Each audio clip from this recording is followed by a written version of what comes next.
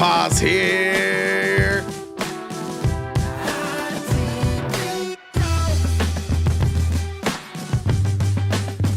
Nobody's got the hat right yet.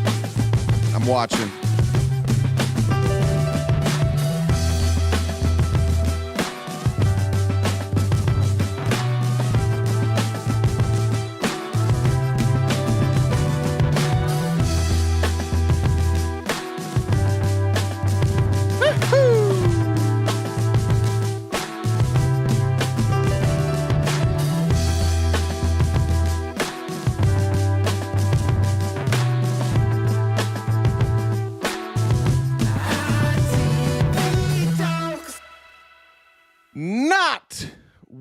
Not a white hat. We went black hat. We went retro.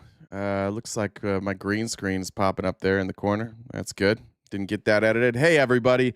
I just want you to know that every day I do this show is a fun little adventure. And a lot of times I feel ill prepared or that I don't have enough knowledge, and I just go with it anyways because we all can't know everything, and I'm not that great at preparing. But I do want you to know that I think my wheelhouse is watching hearings. It's my favorite thing to do politically, and God damn it, do I hate Pam Bondi. And so I don't know if you guys are going to like today or not, but I can promise you I'm going to like today. Today is a happy day for me. I love when we get to tear apart anybody in this administration, and it's getting so bad that like everybody knows it's a joke. Anybody not in the MAGA cult knows, and we'll see. Like, we're gonna watch Pam Bondi, a lot of Pam Bondi today, like a lot, like more Pam Bondi than you want to see. I know, I already know that that's true. I know you guys don't want to see Pam Bondi. I don't want to see Pam Bondi either. I'm concerned that if she is still in office in a year, she will not have any skin left. She will literally just be a bag of bones. I'm concerned about her health, but I'm more concerned about her intellect because her ability to sell a lie is tough to watch. So get your barf bags ready. Those of you who are able to elevate in the middle of the day, I would highly recommend elevating today. Today is going to be a day to elevate. And we're going to watch a lot of hearings, but all she did was deflect an attack. Yeah, well, that's not true. I think that's unfair. She also was stupid a lot. I think you're leaving that part out, Kyle. I don't know why you left that out. Congratulations to the Jacksonville Jaguars. I don't usually talk about football, but I bet on the Jacksonville Jaguars last night, and they won. Did you guys see it? Did you see how this game ended, by the way? I think I can show this. Let me... if you didn't see, it was the greatest ending I've seen in a long time. Can we, sorry for my Kansas City friends, you understand, as I do, you understand what it's like being a lefty and having people on your team that make you sick. I have Nick Bosa, and you guys have Harrison Butker, and you also have Patrick Mahomes, and that sucks. But I want to point out two things. Number one, this is Trevor Lawrence here. And it appeared everybody in Jacksonville was very nervous. I was also very nervous because I needed them to score a touchdown here. And you'll see Trevor Lawrence. First and goal with 30 seconds left. Eat shit. Now this, I forget, what's this guy's name again? He's your best like defensive tackle. I forget his name. He just gives up. That's your best player. Somebody help me with his name. But Trevor Lawrence scores the greatest touchdown of all time. What is his name anyways? What is that guy's name? What's Kelsey doing? I don't know if I hate Kelsey. Chris Jones, thank you. I forgot Chris Jones's name. But we'll start that over and just... You think, oh, fuck, this is what I thought. I'm like, this is the Jaguars. They always suck. I bet on them against the Chiefs just because I hate the Chiefs. I'm going to lose just because that's what happens when you bet on the Jaguars or against the Chiefs. And then this happened. 30 seconds left. Whoop!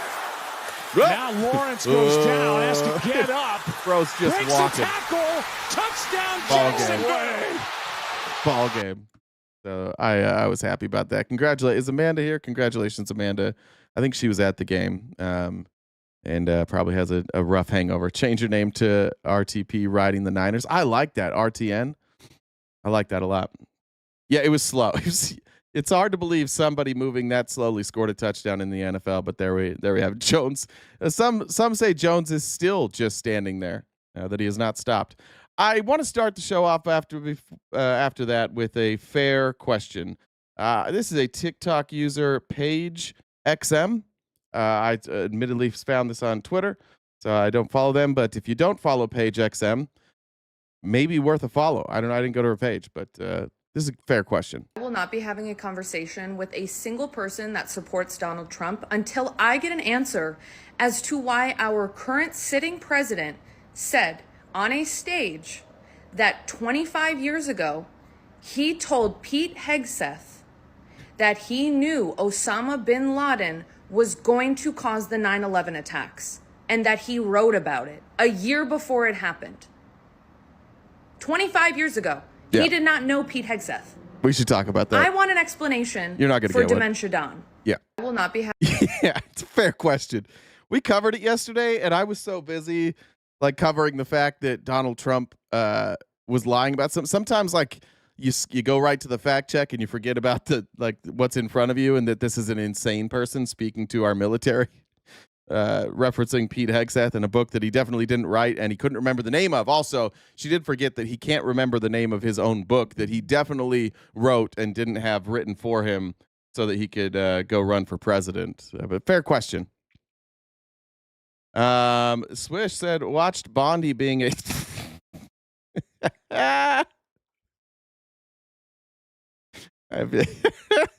watched Bondi being a thunder... Trunt. I can't say that word. I don't think Thunder Trunt this morning. You guys can figure out what that meant. By the way, do we have anybody in North Dakota? I forgot about that. I don't have ADHD medication today either, so bear with me. But did you guys survive last night? Didn't you have a massive tornado last night in North Dakota? Thunder bunt. Yeah, bunt. It's like a bunt cake. Did you guys make it? I was watching. Here's the video I saw.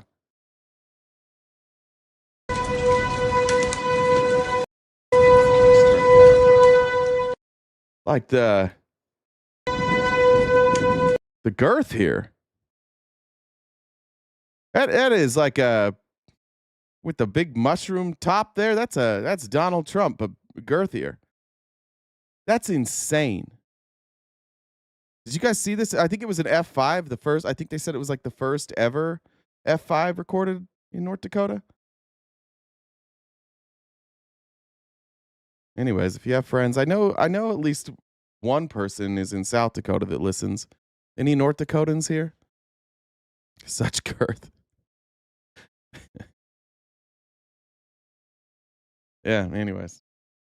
Hope it's all right. I usually watch during tornadoes. I didn't know we were having tornadoes. I usually watch. You guys ever watch the coverage? What's that guy's name? On YouTube does tornado coverage that I watch. He does it during hurricane season. Like he did it during the Florida hurricane season, and he live streamed I think for like 70 straight hours.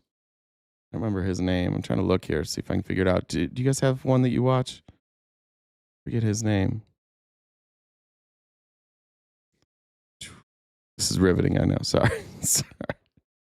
Now I got to figure out his name. Anyway, next time oh yeah, there it is. His name is, nope, that's not it.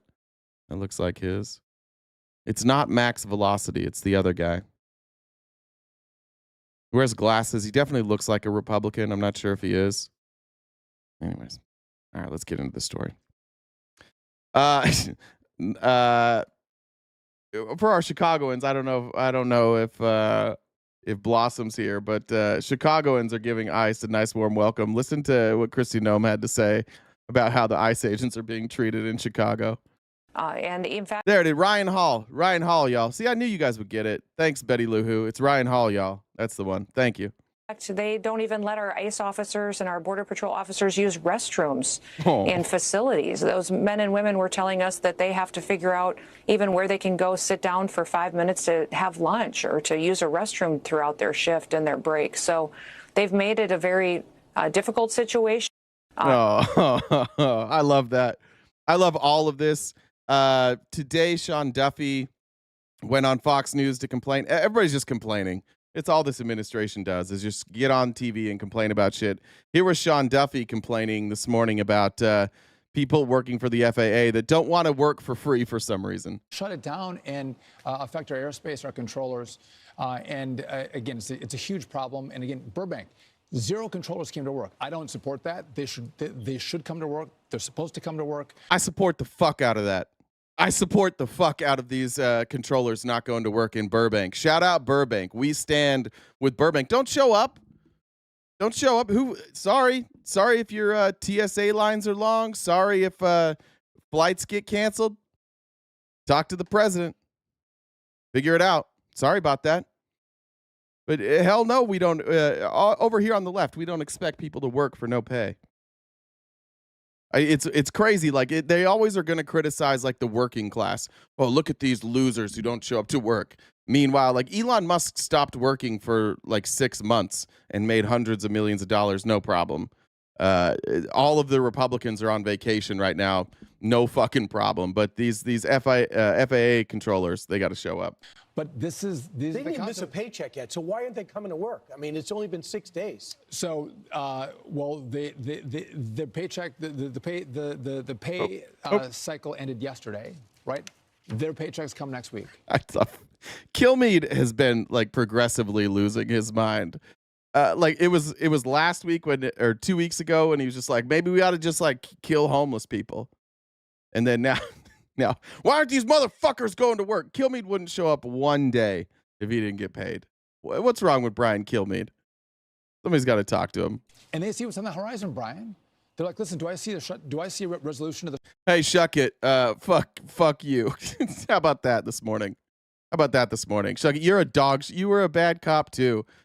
You and I can get along just fine, but like, you give cops a bad name.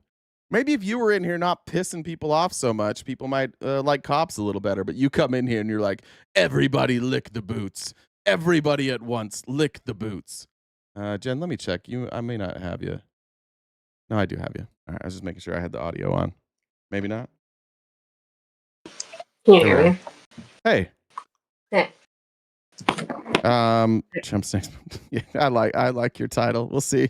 We'll see if it gets in trouble. Jen chose the title today for Trump's next pardon list. Pedos, rappers, ICE. I like that. Yep. All right. Good morning.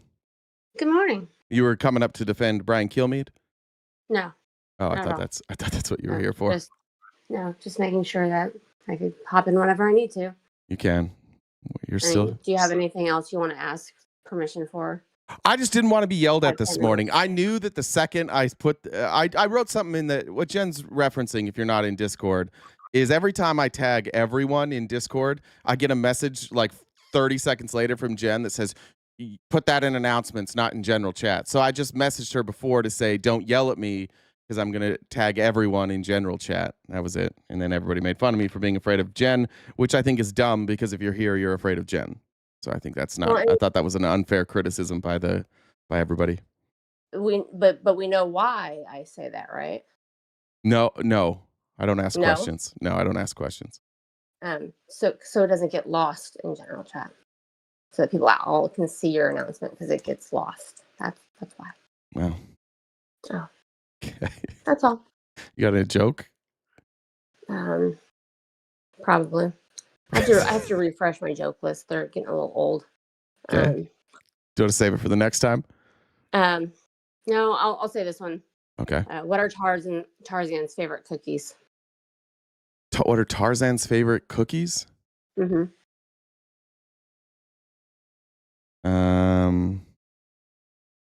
I would say animal crackers, but that's not funny.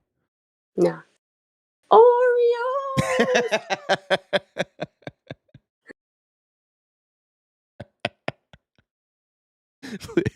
Guys, Jen just did a voice. That was unbelievable. I like when Jen shows a little bit of vulnerability doing a voice. Thanks, Jen. All right, get back to Kilmeade here and Sean Duffy railing on these government workers. Why don't they just be grateful? The horizon, Brian. They're like, listen, do I see a resolution to the shutdown? I don't see it. So guess what?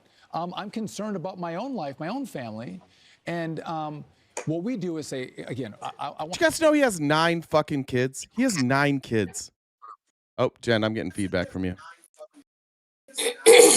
Oh, and a cough. There we go. Did you guys know he had 9 kids? He has 9 kids. That's crazy. What we do is say, again, I want people when they travel to get to where they're going. So if we don't have controllers, we're going to make sure the airspace is safe. So what we do is we'll slow traffic, we'll shut down traffic, and that's what you saw in Burbank. We saw, significant delays because controllers weren't there. What's the shortage? Shut it down? All right. And then, Sean, one more thing from Sean Duffy. This isn't that relevant. It just pisses me off.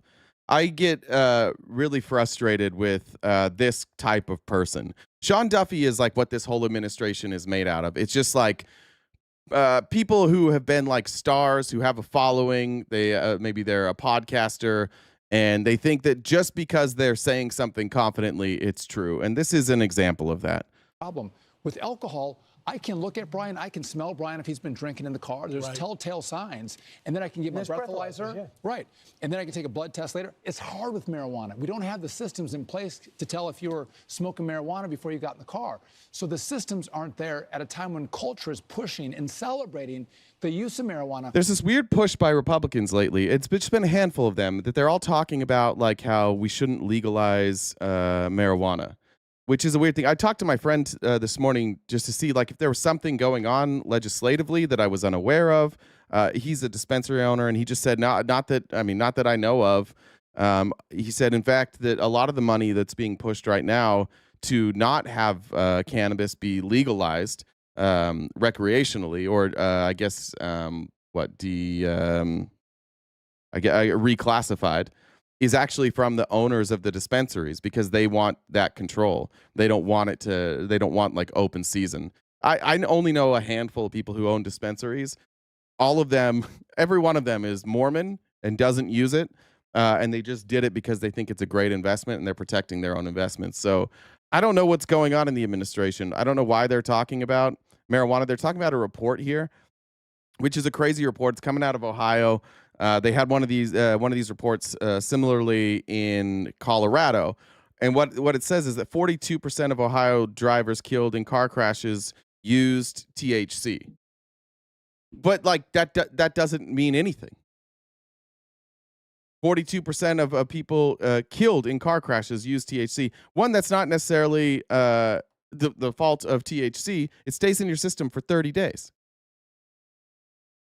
I've also never really seen any study that has definitively shown that regular users of cannabis are more dangerous on the road. In fact, unscientific, there's no conclusive evidence here, but I have seen studies that say people who regularly use cannabis, they can, like if they drive elevated, they're safer than when they drive not elevated.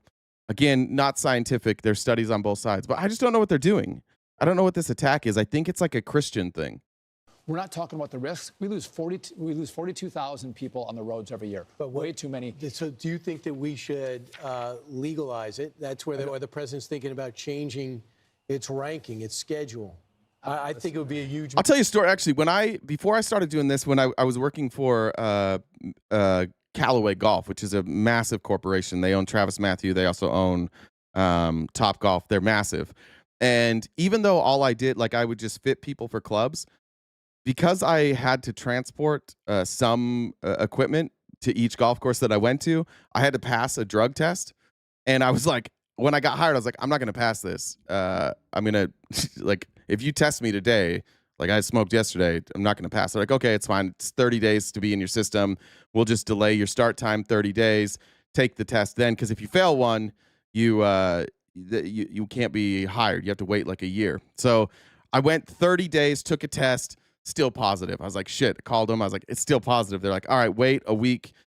It took 2 months before I could get a negative test. And so I hadn't used for almost 2 months, and I still was failing these tests. So 30 days, I think, is like normal. But if you use maybe as much as I do, it becomes part of you. And it took a long time for me to start that job. Mistake. Listen, I understand. He's getting a lot of pressure to do it. I understand he's getting pressure. Listen, I've got 9 kids. I see what these drugs do. I'm not a supporter of legalizing it. And again, I was a prosecutor. We didn't send people to prison for a quarter-ounce bag or an eighth-ounce bag of marijuana. They got a city citation. They're not going to prison for this. But to legalize it and to say it's okay for our kids and our young people to smoke it, and it's good for them, and they get behind cars. Who says that? What is he talking about? I've never seen anybody say like, hey, kids, great news. You can use this.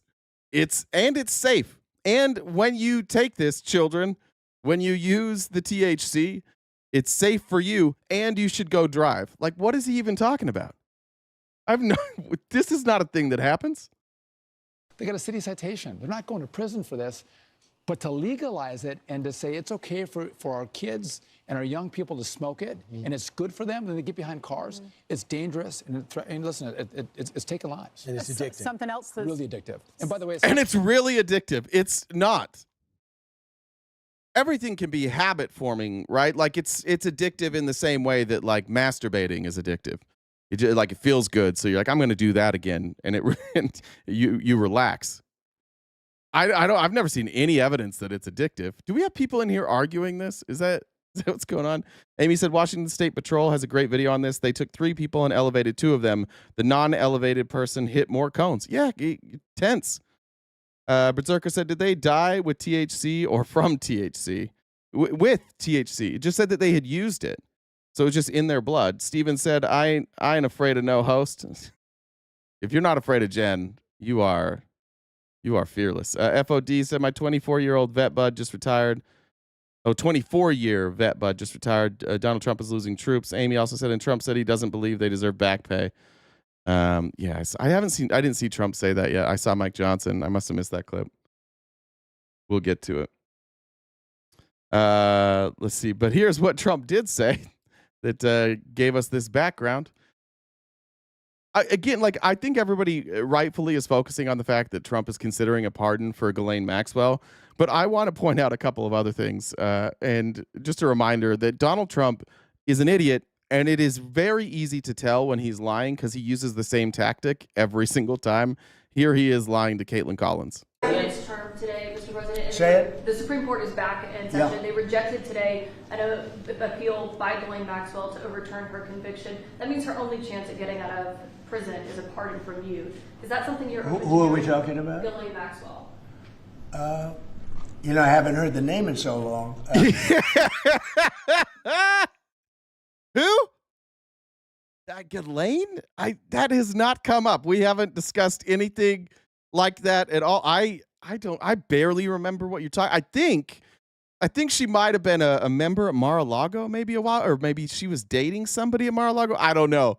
I don't remember this name. It's been so long since anybody brought up Ghislaine Maxwell. I don't know. You'll have to refresh. Do you have a picture? I can say. Oh, that's me in the picture? Oh, with Melania? Oh, okay. Oh, that's me in another picture with her. Oh, okay. Yeah, it rings a bell. That I'd have to take a look at it. I would have to take a look. Did they reject that? She wanted to appeal her conviction. And what happened? They said that they were not going to hear her appeal. I see. Well, I'll take a look at it. I will speak to the DOJ. Why? Why is he taking a look at it? Why does he need to look? Is that his job? He's got to look at every conviction. Like, she was convicted how many years ago now? Why do you need to look at it? I wouldn't consider it or not consider it. I don't know anything about it. So, but I'll speak. If you're not, I wouldn't consider it or not consider it. So I'm considering it. You're considering it. That's how words work. This guy is an idiot and he's clearly lying. But where's my MAGA folks? Can you explain how these sentences go together? Can you explain how this is like a coherent train of thought in any way? This man has completely lost it. You can't be the ones that were like, Biden stumbled over sentences. It's like, yeah, well, I'll take the stumble. I don't know what this guy's saying. I will speak to the DOJ. Why would she be a candidate for clemency, sir? He plays dumb better than he plays smart. I don't know. I mean, I'd have to speak to the DOJ. I'll look at it. I have a lot of people have asked me for pardons. I call him Puff Daddy has asked me for a pardon. But she was convicted of child sex trafficking. Yeah, I mean, I'm going to have to take a look at it. I'd have to ask DOJ. I didn't know they rejected it. I didn't know she was even asking for it, frankly. Yeah. You've been asked that same question before, and you've answered it. He's been asked that question. He's answered that question publicly. This is the first time I'm hearing of it. That's when Donald Trump is lying. Because Donald Trump never says that he doesn't know something, right? He always is like, oh, of course I know everything. Unless it's something that he's trying to hide from you, in which case, I haven't heard of that. Nobody's even brought that. I'm so busy. And Puff Daddy's hitting me up all the time. Why do you think Puff Daddy's hitting you up all the time? Are you guys friends too? What about all those pictures you had with Puff Daddy? How about that sexual assault that happened while you and Puff Daddy were sharing the same suite at the U.S. Open? Do you want to talk about that? I don't know anything about that. I don't even know who Puff Daddy is. This is the first time hearing the name. Annette says, jumping on the dollar train. Vanessa said, always a pleasure having this as a part of my day. Thank you very much. Let me check on Jen's here real quick. Jen said, did you see Stephen Miller's moment on air yesterday? Weird as fuck. Yeah, we're going to cover it in a minute. Courtney said, hugs. Thanks, Courtney.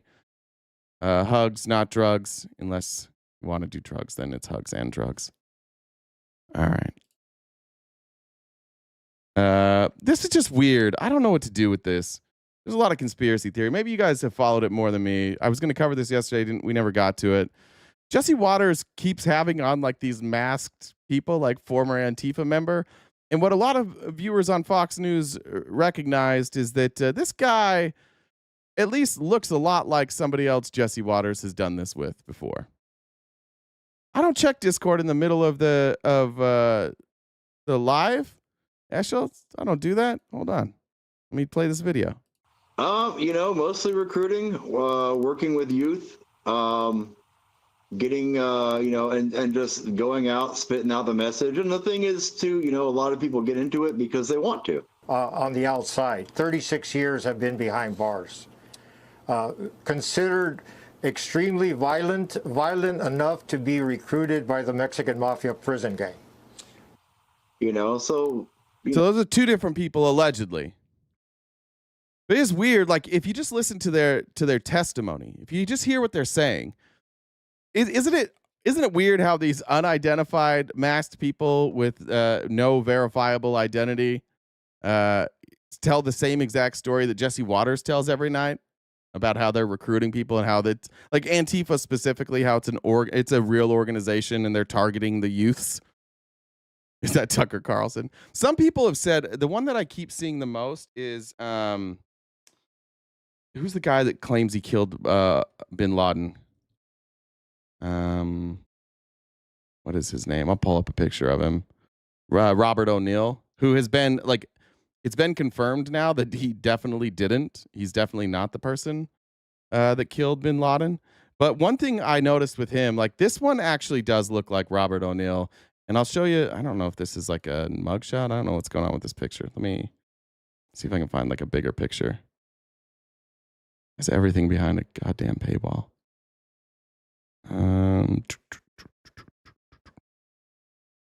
Let's do this one.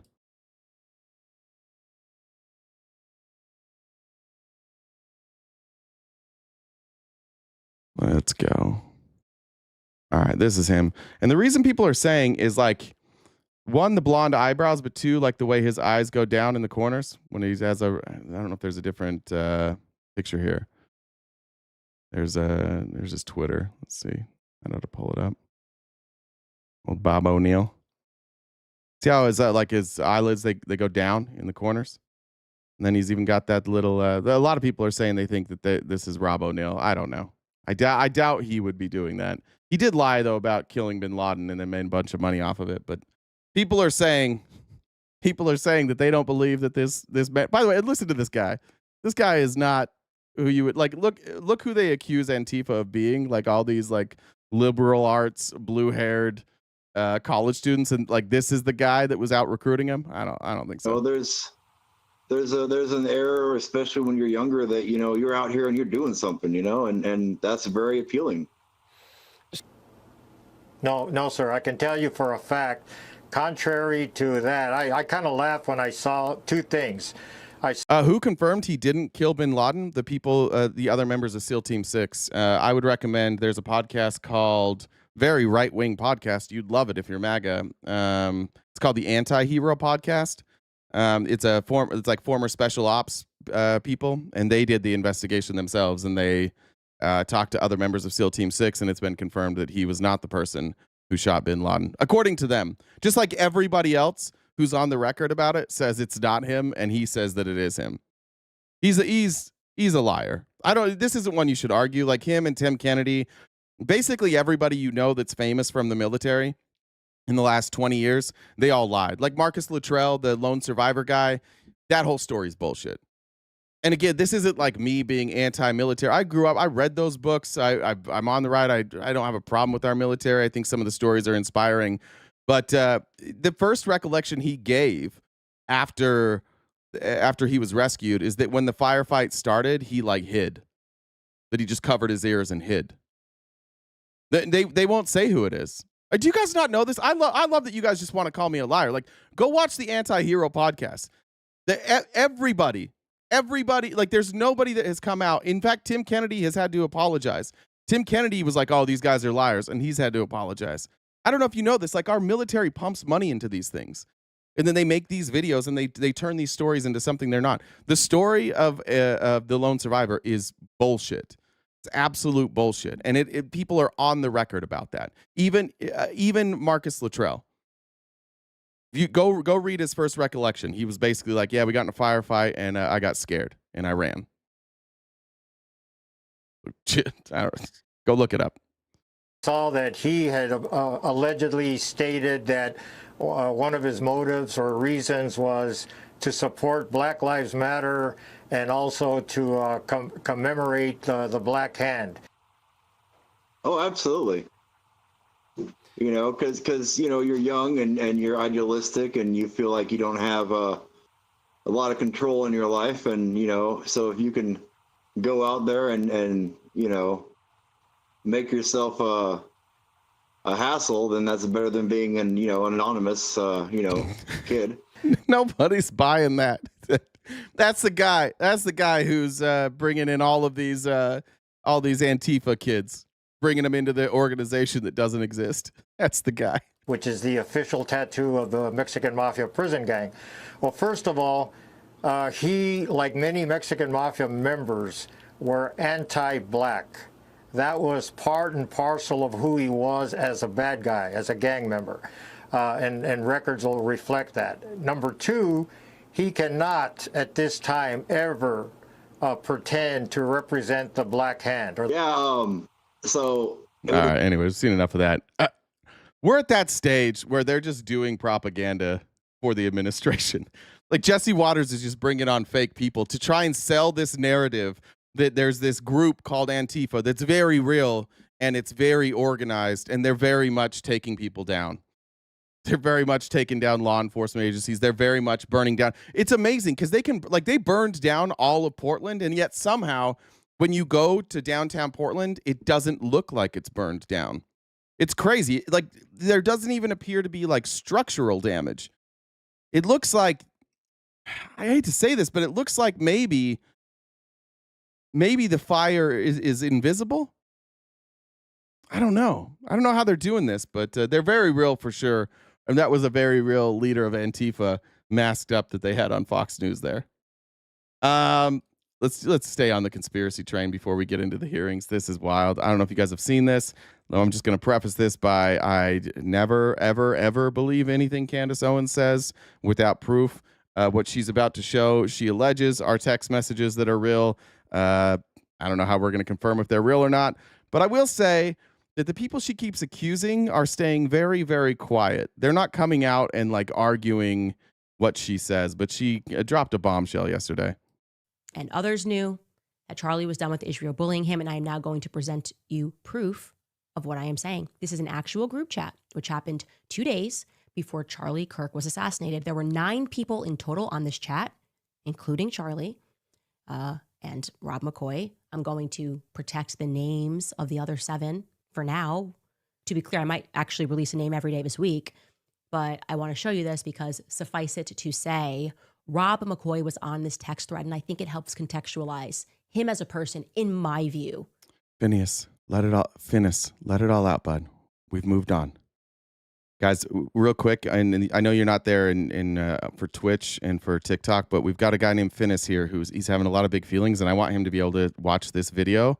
So Phineas, let it all out. Come on. Couple more, and then we're going to move on to the next topic. Okay, bud? deep breaths.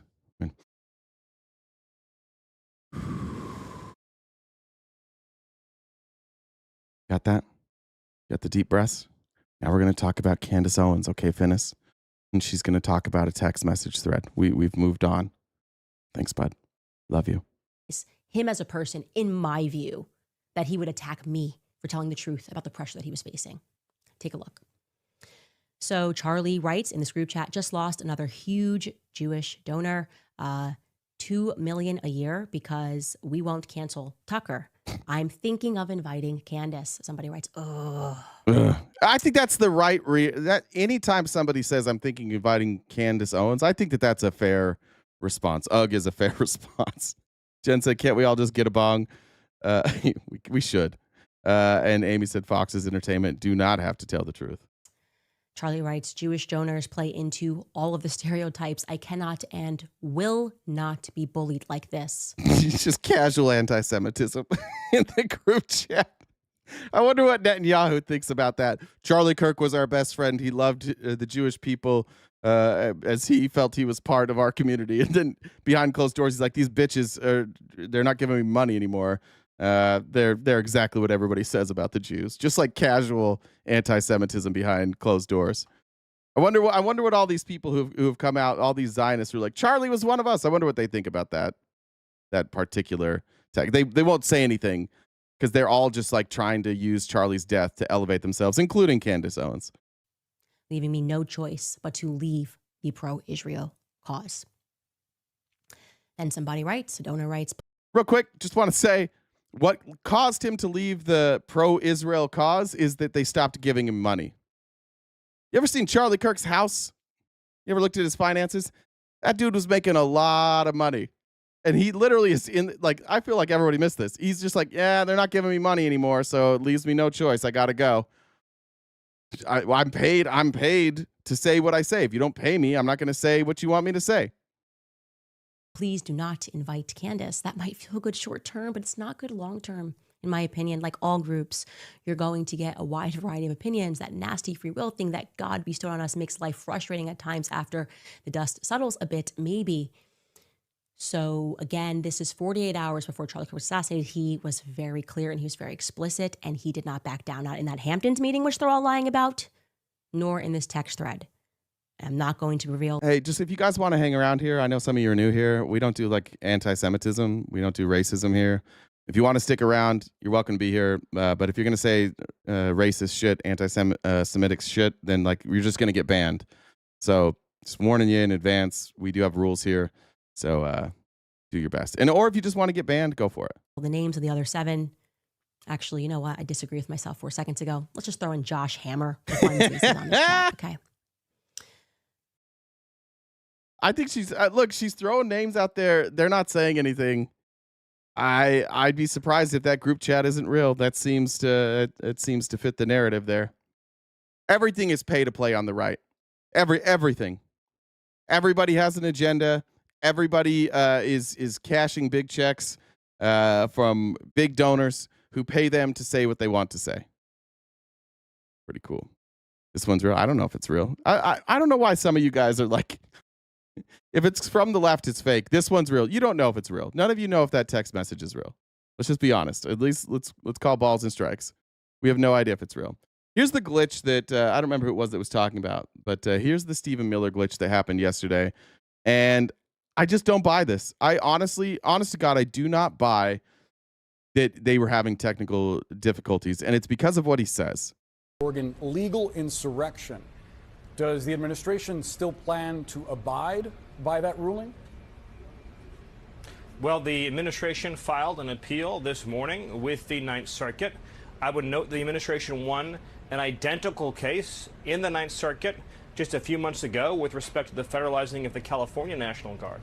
Under Title 10 of the U.S. Code. By the way, that's not true. They didn't win a case. What the court ruled is that every time you send the National Guard into another state and you federalize them, you're going to have to show cause.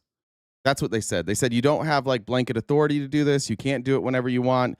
You have to show cause. And they believed that in the case of California, because people were protesting outside the ICE facility and because of the property destruction that happened. They said that warranted the National Guard being there to protect them in that very specific instance. So Stephen Miller's lying about what the court said, and he's lying because of what he's about to say now. The president has plenary authority. Stephen? Stephen? Hey, Steve. Code. All right, I want you to hear what he says. National Guard. Under Title 10 of the U.S. Code, the president has plenary authority. Stephen? All right. Maybe it's a technical difficulty, maybe not. Either way, it's important what he just said. The word is he said plenary. It's plenary. Plenary. I think plenary. Yeah, plenary authority. I don't know. But this is part of Project 2025, and this is something that like they don't try and like publicly make their plans known. Even though their plan is public, they still do this weird like cat and mouse thing where they pretend that their plan isn't Project 2025.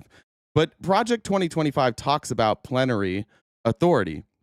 This ties into unitary executive theory.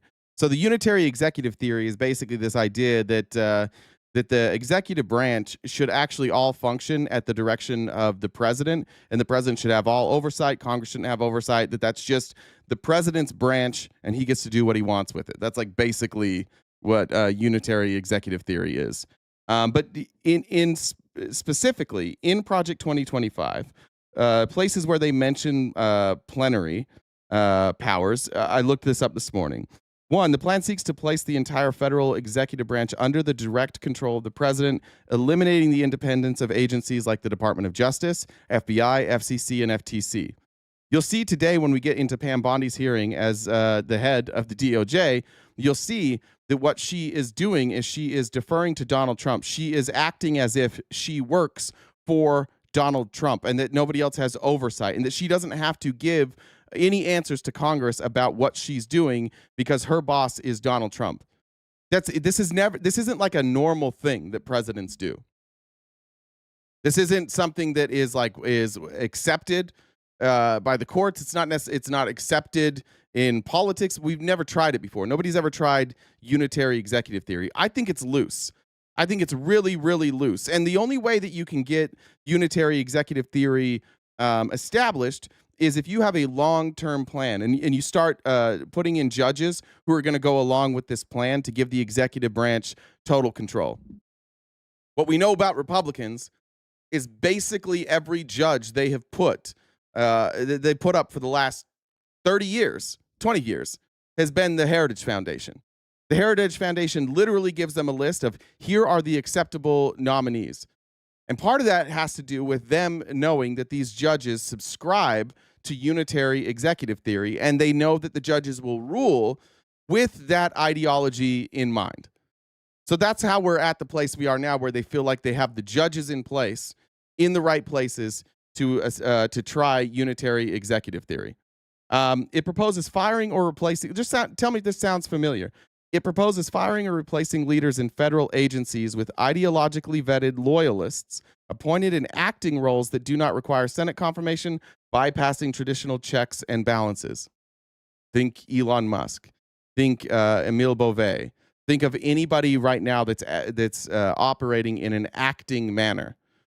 When you're acting in the when you're maneuvering in an acting manner, there's no real oversight, right? And the president can have somebody, depending on the position, like I think it's like 6 months, 9 months, 12 months, where you can exist in an acting manner. Basically, the last 2 years of Trump's first presidency, everybody was just acting because they wouldn't push any of these people through confirmation hearings, and that's by design.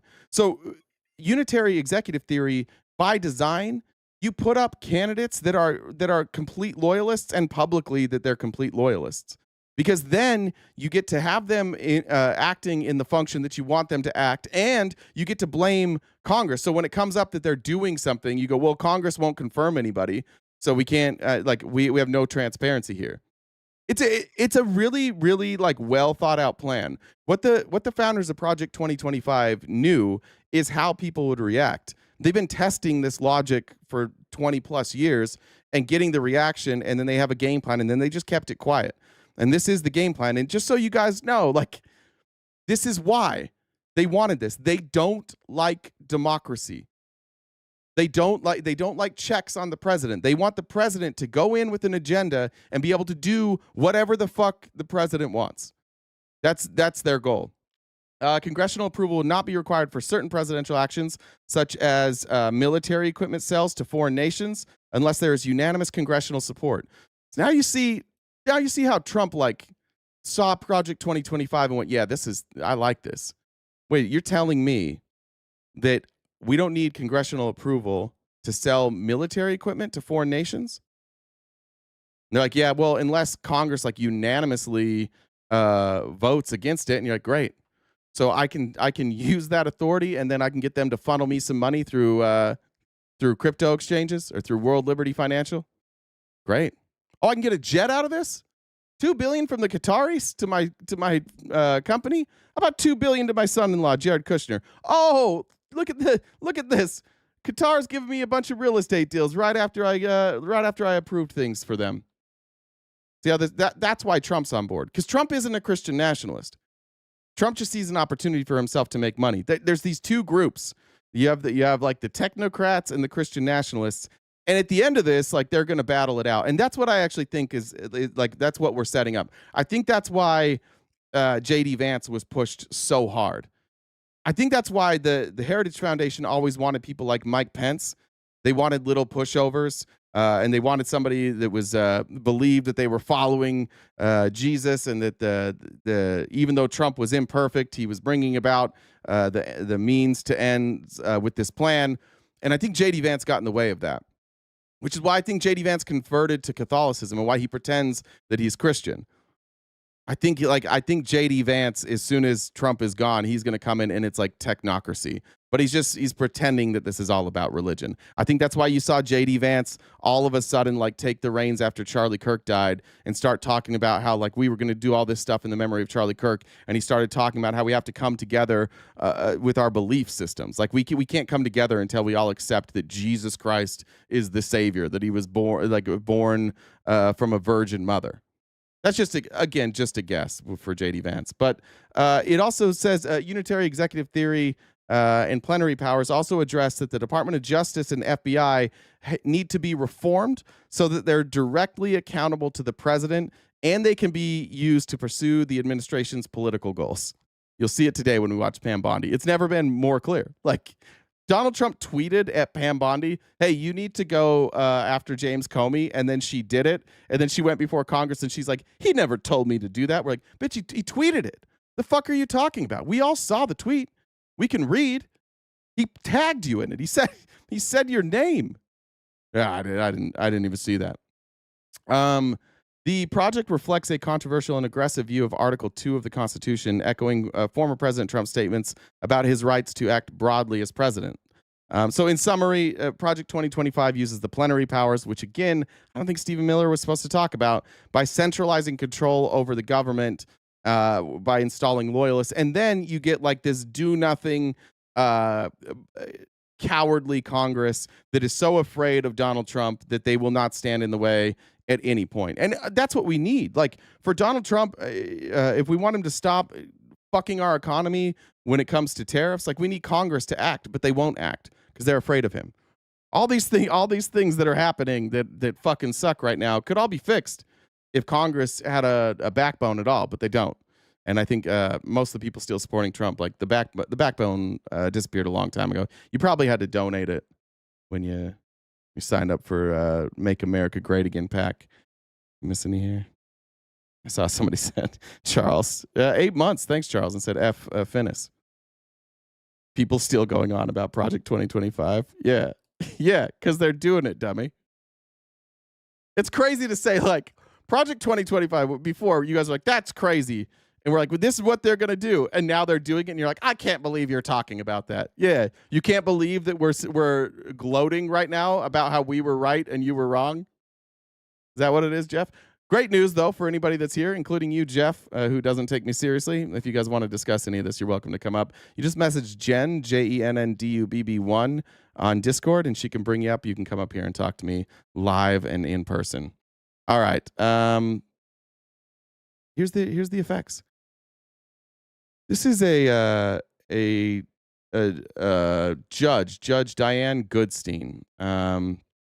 After she ruled against Donald Trump in South Carolina, what they just temporarily blocked the Department of Justice from getting access to all the voting data in South Carolina, which is another part of Project 2025. They want to go in and they want to purge the rolls of all places who won't vote for Trump. So they're going to go into big cities and Democrat majority areas, and they're going to purge those rolls, and they're going to hope that people don't know, and then it cuts the numbers enough so that Republicans can continue to win. So she temporarily blocked access from the DOJ getting those records, just essentially stating like there's no reason for that. Like you don't have any lawful right to that. And Stephen Miller said the issue before us now is very simple and clear. There's a large and growing movement of left-wing terrorism in this country. It is well organized and funded, and it is shielded by far-left Democrat judges, prosecutors, and attorneys general. The only remedy is to use legitimate state power to dismantle terrorism and terror networks. So now if you rule against this administration, you are a far-left Democrat judge in South Carolina, which there's tons of those in South Carolina. And now we have to get rid of them through dismantling terrorism and terror networks, meaning they're going to come after you and pretend that there's this big RICO conspiracy. And then you can see this is the judge's house the next day.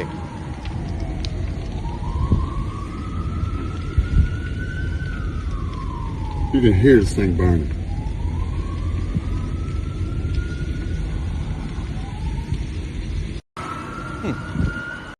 No outrage from them. They know what their people will do. Every time they point the finger at somebody prominent, that person's life is in danger. And they know exactly what they're doing. I want to show you now Trump in the Oval Office. Is the one? Yeah. Trump not in the Oval, excuse me. Is this an older one? Let me skip this one. That one was older. Let me get to Mike Johnson, actually. I'm going to skip. Kim, you're doing the outline today. I'm going to skip down to 16 here. So Mike Johnson, before the Pam Bondi hearing, he met with reporters, and then Hakeem Jeffries followed right after, talking, of course, about the government shutdown and their negotiations. It was a tough day for Mike Johnson and a tough day for Republicans as they continue to just try and paint this as anybody's fault but their own, which is just for Republicans. I don't know what to tell you. Like, I know we play this game. I know that we're in a two-party system and we're consistently pointing fingers at each other. But in what world do you get to control the White House, the Congress, and the judicial branch and still blame everybody else for every problem? How do you have full control and you blame everybody else? There's a real answer to this. And the real answer to this is that, like, this Republican Party has transformed into an all or nothing party. They don't negotiate. They don't find middle ground. They just force you to go in that direction. And I think that probably for a lot of MAGA, that's like, you like that.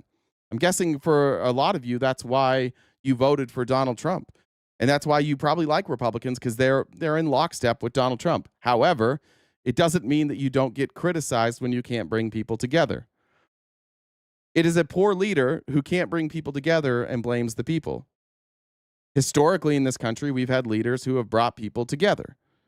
Even controversial presidents. Joe Biden was able to pass multiple bipartisan legislative documents. Legislations is definitely wrong. Obama was able to do it. Bush was able to do it. In fact, every president except for Donald Trump was able to do that. Here's Mike Johnson talking about how it's everybody else's fault. With regard to whether the furloughed civilian employees of the federal government will receive back pay, it is true that in previous shutdowns, many or most of them have been paid for the time that they were furloughed. But there is new legal analysis. I don't know the details. I just saw a headline this morning. I'm not read in on it, and I haven't spoken to the White House about it. But there are some legal analysts who are saying that that may not be appropriate or necessary. They think you're so fucking dumb, Republicans. They think you are so fucking dumb. First of all, Jen nailed it. He's quoting the New York Post. And second of all, like, these are theories. Okay, the law isn't like a math equation that you figure out. The New York Post, this story is planted. This is how they do this. Go back and watch any fucking government shutdown and watch both sides. All they do, like, they'll come out and they'll say, oh, if the government is shut down, this may happen to you. You may not get back pay. What the New York Post story says is it's unclear whether or not the government has to give back pay. This is a threat. What Mike Johnson's doing right here is a threat. He wants pressure on Democrats. And by the way, this pressure on Democrats can come with people knowing the truth. And it is true. If this continues to roll on, Donald Trump and Republicans will choose to not give back pay to Democrats. He's already claimed he would do that. He's already claimed he will specifically target Democrats. This is a threat. If any of you have followed politics for a decade or so, and you've watched government shutdowns, you recognize this for what it is. It is a planted story in the New York Post from somebody with a legal background floating an idea that maybe the government doesn't have to pay this money back. Not that they can't. Nobody's saying they can't issue back pay. They're saying they may not have to. And then Mike Johnson, Speaker of the House, comes out and goes, well, I got to look into that. I haven't discussed it yet, but you guys probably ought to be worried. Unless you just give them their back pay, because you don't have to withhold it. I read the article. It doesn't even say that you have to withhold it. It's basically saying, like, they can choose to. And the reason that article's out there is for two reasons. One, for the threat. And then two, if the threat isn't followed through on, then they'll stop paying Democrats and they'll go, see, it's the Democrats' fault that you're not getting paid, even though the Republicans will get paid. You see how this works? This is so transparent. And poor Mike Johnson, and by poor Mike Johnson, I mean, like, he's pathetic. Like, I feel bad for him because of how pathetic his existence is at this point. He just isn't allowed to tell the truth anymore. He just has to go up there and get beat up by the press and take all the bullets for Trump. Probably because Trump's keeping secrets about Mike Johnson. Remember when he said that? We still haven't found out. Remember when he told Mike Johnson, he's like, remember that little secret we have? And Mike's like, yeah. And then they've never told us what that secret was. It's weird. In terms of the law requiring that back pay be provided. So I'm sure that'll be there will be a lot of discussion about that. But there are legal analysts who think that that is not something that government should do. That, if that is true, that should turn up the urgency and the necessity of the Democrats doing the right thing here. Even more pain, more than I just listed, for more people. So is that not a threat? How's that not a threat?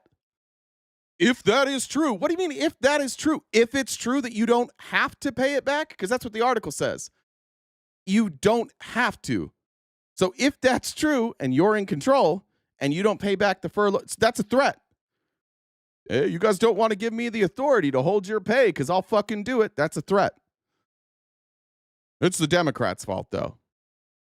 My green screen's going crazy? Is it just on TikTok? What's going on TikTok? Do you see it, Jen? Chrissy said, hey, Jay and Jen, what's a G-string and Trump's hair have in common? They're both trying their best to cover up an asshole. There was something yesterday that this screen did go green. I left and came back. So if it's doing that, you guys just leave the live and come back. But it's not consistent for everybody. Okay. Well, while you're here, you want to do your announcements? No. I'm just kidding. All right. 10:34. We're about a little over an hour left, a little hour into the show. So we do this each day, Monday through Friday from 9:30 to 1. If you guys haven't subscribed to us already, depending on wherever you're watching, please do so. Any paid subscription, you get to join us for some different members-only events. We had one last night where we watched a riveting show on Mormon dating. So that was fun. So if you guys want to join us for those member-only events, make sure you're a paid subscriber wherever you're watching. You can join us for those. Like Jay mentioned earlier, if you disagree with RTP, you can actually come up and talk to him. How you do that is the Venmo name, Jen, with 2 N's, Dub with 2 B's, number 1. If you DM me on Discord, I can bring you up to talk to Jay. You don't have to be in the comments and keep chirping so much. So if you want to come up and have a conversation, if you think you can prove him wrong, that's how you do it. I haven't seen the chat. I haven't seen the chat really that much today. It is getting crazy in here. The bots are out of control. Stop talking and show where Trump has pardoned Diddy, he says. All right. I don't think anybody said that. It's getting wild in here.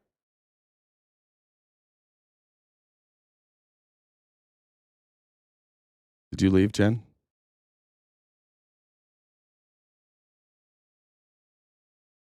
Jen?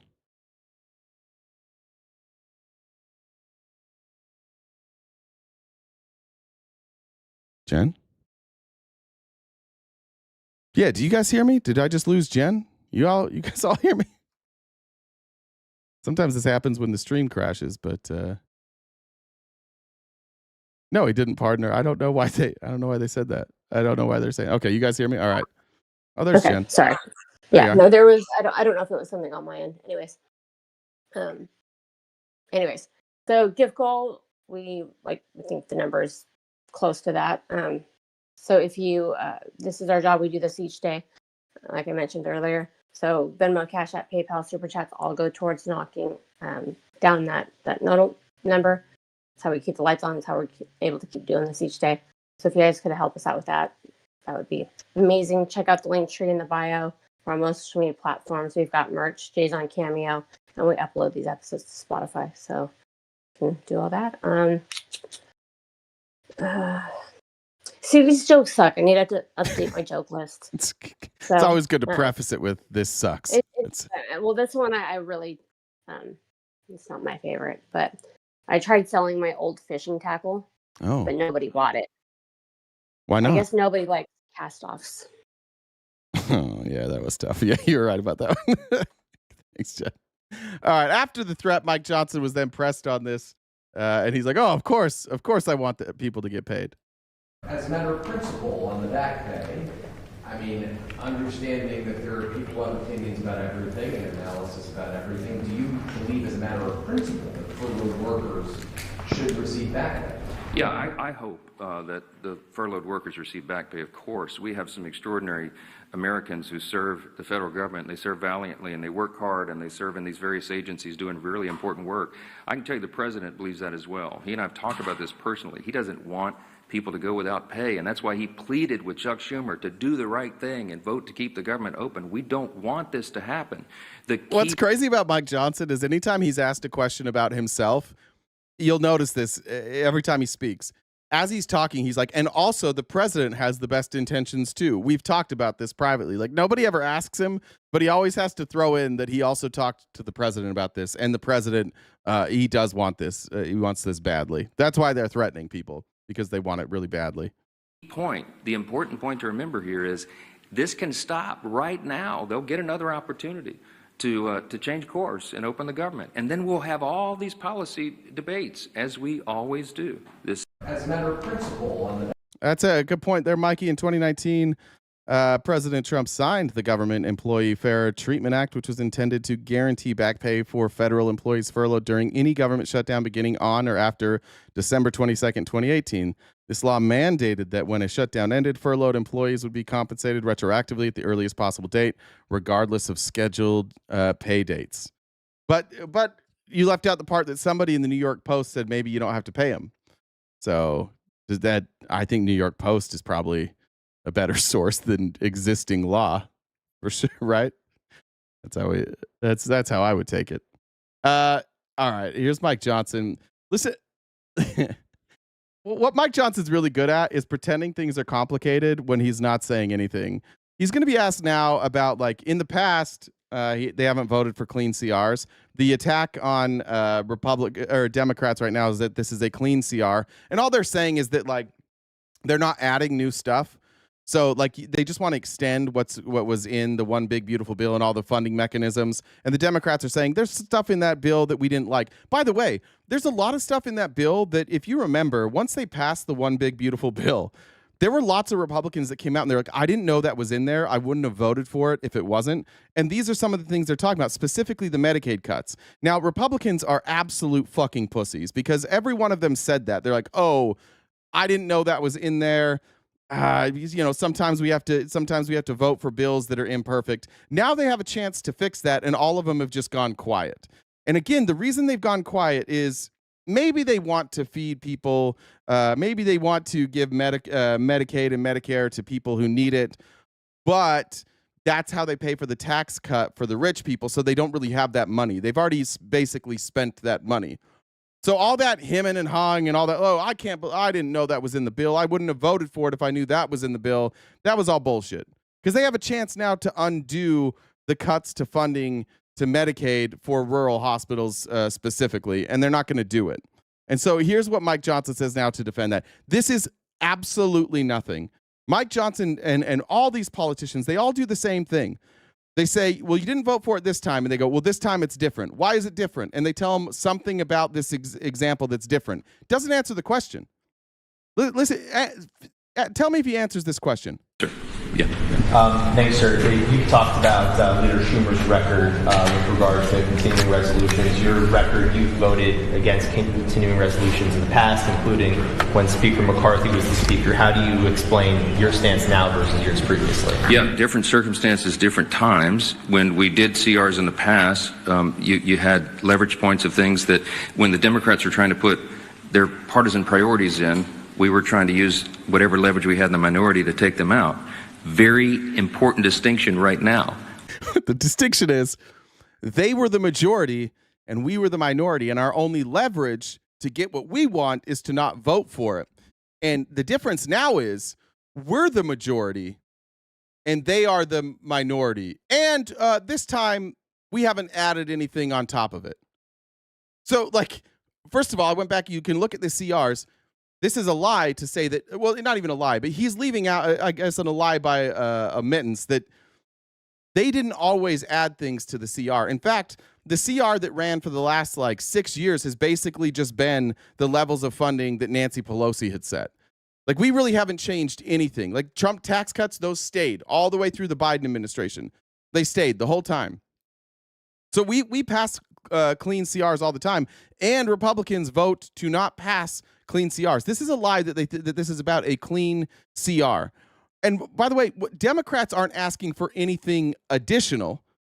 They're asking to undo cuts from a previous bill that are making it so that rural hospitals are closing down. So just so you MAGAs know right now, that what our government is arguing about is money that is dedicated to Medicaid that that hospitals rely on. And if they don't get that funding, those hospitals will go under. And people in rural communities and poorer communities won't have access to a nearby hospital. So Democrats are saying undo the cuts, and Republicans are saying no, not we'll talk about undoing the cuts once you reopen the government, which is when Democrats lose all their leverage. So the thing he's just talking about, like how he shut down the government for leverage, that's exactly what the Democrats are doing. It's the game that they all play, but it's not different. Him pretending it's different is just a lie here. The only difference is he's in power now. And the Democrats do it too. Like, this is why I fucking hate Chuck Schumer and Nancy Pelosi and Hakeem Jeffries, because when they're in power, they do the same thing and they use the same talking points and they go, oh, look, the Republicans did it. Just be honest. Everybody should just be honest here. If we had a Congress that was honest, the Democrats would say, hey, we want that funding back. And the Republicans would say, hey, we already spent that. That's the truth. But instead they play like all this like finger pointing bullshit. But the reality is the reason our government is shut down right now is Democrats are fighting to keep Medicaid on the table, or I guess reestablish those Medicaid cuts that are going to cut funding for rural hospitals. And Republicans are saying, no, our rich friends need that tax break instead. We've already allocated it to them. We're not going to do anything about that. So pick your side there. If you're on the side of the billionaires getting a tax cut and poor people not having access to hospitals, fine. Just be honest about that. But they lie to you about this so that you as voters, like, you don't have to take an abhorrent position. And in this case, Republicans, you're the ones that have to take a really shitty position right now. Your position has to be that we don't have enough money, we have debt, and we've already promised this money wouldn't be coming in through tax revenue because we gave a tax cut to the billionaires. So sorry, we don't have money for rural hospitals. But Elon Musk can get like billions of dollars in government contracts, right? Like, his net worth is now $500 billion. We have plenty of money to pay for all of this stuff. We don't need to give these people tax breaks, and yet here we are. So that's the real argument. Don't let them lie to you and tell you it's about process, or it's about function, or it's about like keeping things as is, or like following the Constitution. They all do this. They do it every fucking time. If you fall for it on one side and then choose not to fall for it on the other side, you're part of the problem. We did not put in Republican priorities in the clean CR. I could have put some of our priorities or poison pills or things that Democrats had done in the past to us. We didn't. And that's why there's nothing to negotiate right now. People say, why aren't you negotiating? Rural hospitals? You mean sanctuary city hospitals used for illegals? No, you dumb bitch. Rural hospitals aren't in cities. See the problem there? You said sanctuary city. City. Those are in cities.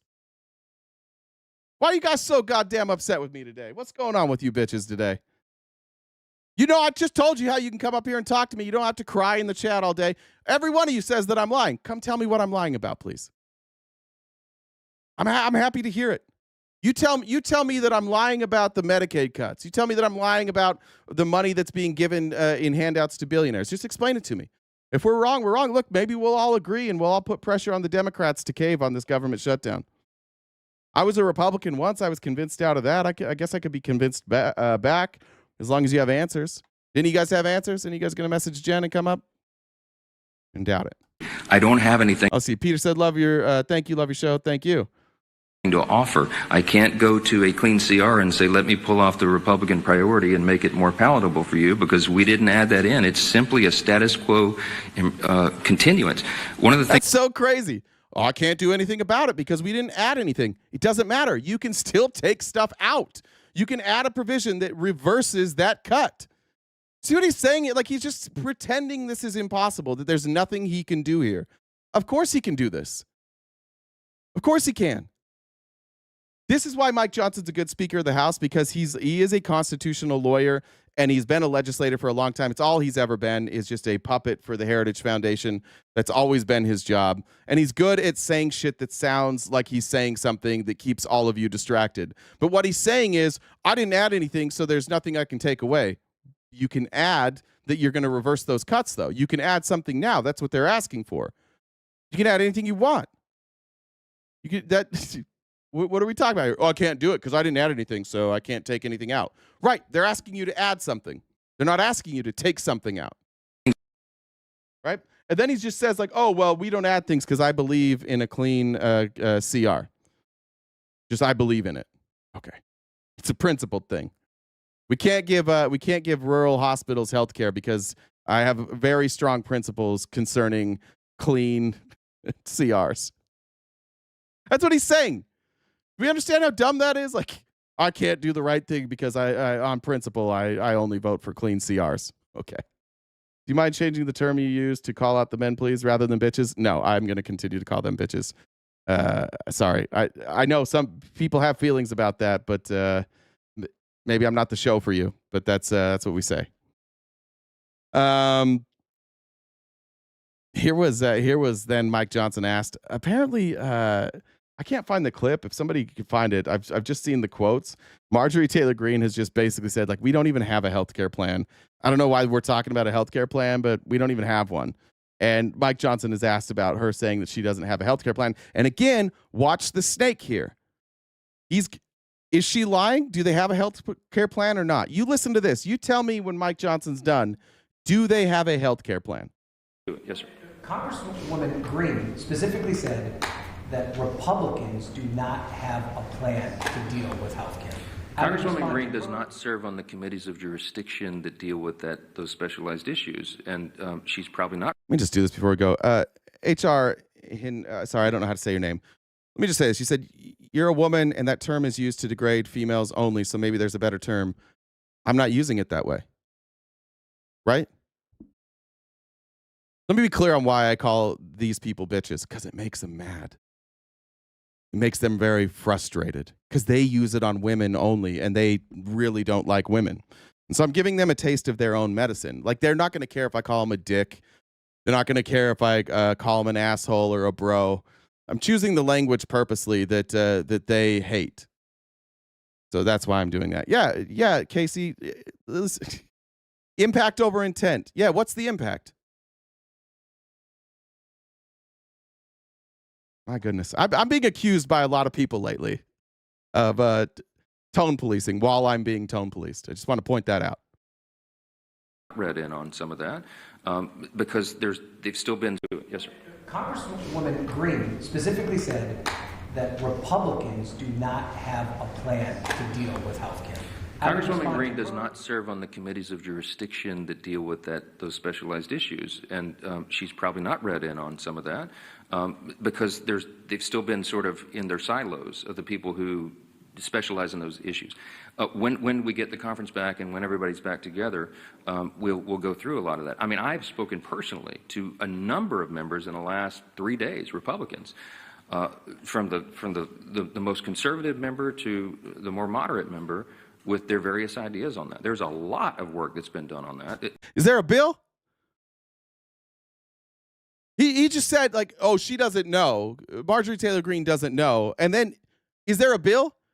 Or has he just talked to people that have some ideas? Sounds like he just has talked to people who have ideas. Sounds like the same shit Republicans have been telling us as long as Trump's been their nominee. We'll have a plan in 2 weeks. Oh, it'll be there in 2 weeks. Oh, don't worry. We've got concepts of a plan. Seems like we still have concepts of a plan. Do you see how good Mike Johnson is at this? Like how distracting he is? He attacks Marjorie Taylor Greene. He talks about these conversations. Does he address the fact that Marjorie Taylor Greene appears to be right here? It appears that they don't have a health care plan. It's implied as if this has been some sort of ignored issue. It's not that at all. Okay, but everybody's entitled to their opinion. I mean, not everyone knows everything.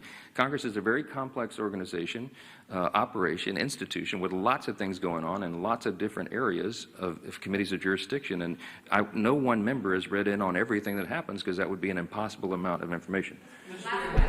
Yeah, let me go from. All right.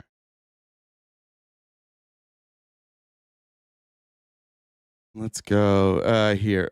Wait, here's is this the other part? I think these are out of order. Hold on one sec. This one.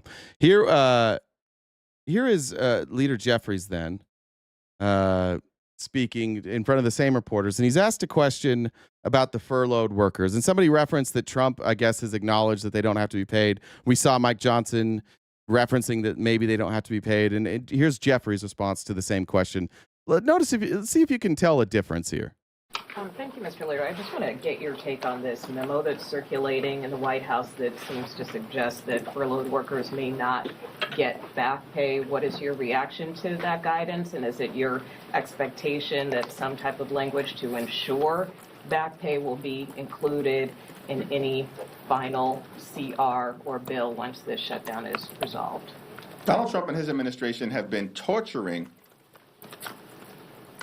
federal employees since the very beginning of his presidency, engaging in mass firings, harassing them, brutalizing them, laying people off without justification, and violating the law.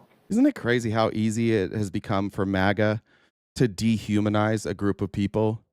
And with just a few words, they can get all of MAGA to no longer see them as human. Like, we all know that they do it with immigrants, but when in this country have we looked at bureaucrats and viewed them as subhuman? Like, there are thousands of people in this country who just simply applied for a job to work for the federal government. They do as they're told. They show up. They do the job that they've been hired to do. And the entire right wing has just decided that they are the problem. And it allows Congress to, like, just cover up for their own fucking mistakes. If you have a problem with the bureaucracy, then your problem is with Congress. Congress funds that. Congress creates it. Why should these people who just simply signed up for a job, why should they suddenly and dramatically lose their jobs with no explanation? What if they had other job offers that had come through recently, but they're like, you know what, I like my job. It's a good, stable job. I work for the government. I feel like I'm doing some good here. I'm going to stay at this job. And then Trump comes in and gets all of you folks to just hate them, to demonize them. The lack of like respect, the lack of humanity that Republicans show every time a bunch of bureaucrats get fired. Like, they act like these are just like rich, privileged people who are doing nothing and getting paid for it. And all it took was Donald Trump and the Republicans saying that. They just say that to you and you're like, oh, okay. And now we've got all these people that are being fired. No humanity. So let me be clear to those hardworking federal employees who are now being victimized by this Trump Republican shutdown. We continue to stand with you, and we'll stand with you as we've done. No, you didn't. You didn't hate them before Trump. Shut the fuck up. You lying. Go find me. Bring it up. Bring it up. Go find me all your guys' posts about bureaucracies before Trump and how we needed to fire the bureaucracies. Go get it. Go show me that post. Go show me that video. You didn't. You guys are such fucking liars. Why do you all pretend that these were your ideas? These were not. I was an elected Republican before Trump. I sat there while we made policy. I went to the state conventions. I went to the national conventions. I'm sure there's people around that were like, oh, the bureaucracy, the Heritage Foundation people. But I was there. We didn't talk about this shit. We never did. We didn't talk about just like blindly firing federal workers. You're not telling the truth about that. From the very beginning of this presidency, and the law is clear. Every single furloughed federal employee is entitled to back pay. I want to be clear. I'm not talking about just making the size of the government smaller. That's been a Republican principle forever. Make the government smaller. I'm talking about like the actual attack on the people that make up the bureaucracy. Right? Before it was like this principle of we want smaller government, which never made sense because Republicans expand the size of government all the time. But I'm talking about like the hatred and vitriol towards the actual people that make up the bureaucracy. All it takes for Republicans to dehumanize somebody is if you can show a tweet that's like, I don't really like Donald Trump. They're like, fuck them. They don't deserve a job. They got to they should leave the country. If they don't like Trump, they should go somewhere else. And then any treatment of that person is completely vindicated. Period. Full stop. The law is clear, and we will make sure that law is followed. All right. Somebody said, I don't remember who it was, it's part of Project 2025. That's exactly right. If we go to 22 here, Kim, it's a little out of order. Remember, this is Russ Vogt, the author of Project 2025, on Tucker Carlson in front of millions of people, talking about human beings and how we should make human beings terrorized for doing their job. Yeah, you're going to have to kick over people's paradigms. You're going to have to kick over people's turfs. You're going to have to change people's understanding of things that they have invested their whole life into, a view of the world. And none of this is, their views of the world isn't rooted in the Constitution, and in some cases any version of the facts. I don't know why your views of the world should be rooted in the Constitution. That's a weird thing. Like, the Constitution is the law of our land. Why should your views of the world be rooted in the Constitution? That's weird. But that's gonna cause a lot of turmoil within these bureaucracies, and you got to fight through it. And then they're gonna overlay the aspect of, oh my gosh, you guys are racist, and yeah, because of all the racist shit, though, right? Because when you cut the bureaucracy, you keep cutting any of the bureaucratic, branches that deal with racism. Right? Deal with education. How about HUD? You try to privatize HUD, give it to the billionaires. That's why. That's why they knew beforehand we're gonna get hit with racism. Why is that? Well, it's gonna disproportionately affect a lot of black and brown people. So isn't that racist? No, because I don't hate them. Because that's what, like, on the right, like, they think that racism only exists if you openly say, I hate this group of people. Unless you're Pete Hegseth and you say, kill all Muslims, in which case that's not racist somehow. It's not big. I guess it wouldn't be racist. It would be bigoted. You guys Nobody don't can. care about us as people. You're going to have to deal with that too, right? They are, one of the arguments that they're using in the press against me right now is they say, he called for trauma within the bureaucracies. Yeah, I called for trauma within the bureaucracies. One of the things, these fucking press, what they criticize me for is saying I want to traumatize these people. And I do want to traumatize these people. Bureaucracies hate the American people. They want to put a 77-year-old, and did, a 77-year-old Navy veteran in jail for 18 months for building 4 ponds on his ranch to fight wildfires. Yeah, if you're wondering, what? He said bureaucracies, so people who work for the federal government, they hate Americans. And the proof that they hate Americans is that somebody who broke the rules, we've looked this up. It's a guy who didn't have what was this? He didn't have, what's his story? Let me see if I can refresh it. Fires. That's not the ponds on his ranch to fight wildfires. That's not. Yeah, he had just diverted some water or something. And he wasn't allowed to divert that water because of water rights. And he did it. And he's like, well, I'm just trying to protect myself from a fire. And they're like, yeah, but you can't do that. And I don't remember the details. But the EPA can't put you in jail. The bureaucracy didn't put him in jail. We have a judicial system. I don't even know if he went to jail. I thought it was settled. But do you see what he just did there? He's like, yeah, I want to traumatize these people. These people hate America. They hate you. They put this guy in jail. Well, one, you don't know if they hate America. You have no idea. And if they do, it doesn't matter. If they're doing a good job, who cares? But two, they're not putting people in jail. This is completely made up. But I think Russ Vought really thinks this, and I think Republicans really think this. You've deluded yourselves with so much hatred that all you have to say is they hate America, and then just loosely link a story that has nothing to do with these people, and that's good enough. No pushback from Tucker here. None. Just oh, that does make sense. Not the Department of Justice. That's the EPA. You go every agency, and it's not just big government. It's weaponized against the country. Of course. And so, yeah, I would want to provide trauma against that bureaucracy in a way that frees the American people from the people that have assumed the type of power that the Constitution and no law, no public debate ever gave them. Does that mean we dislike everyone working at federal agencies and want them to have a bad life? No, of course. There's a lot of people there who have come to serve and do great public service, and we want to affirm that, and we want to turn over the bureaucracies that are traumatizing the American people.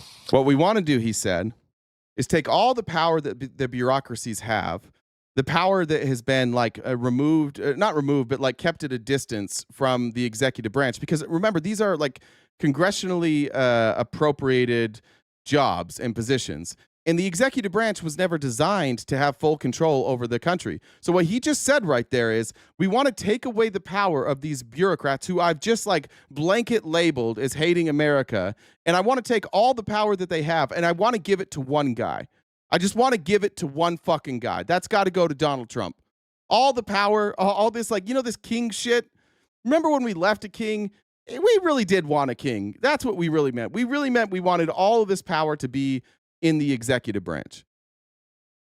That's what he's saying. This is less freedom. This is less democracy. This is less checks and balances. This is taking power that was designated to go to these groups and not to the president on purpose, so that there was a degree of separation.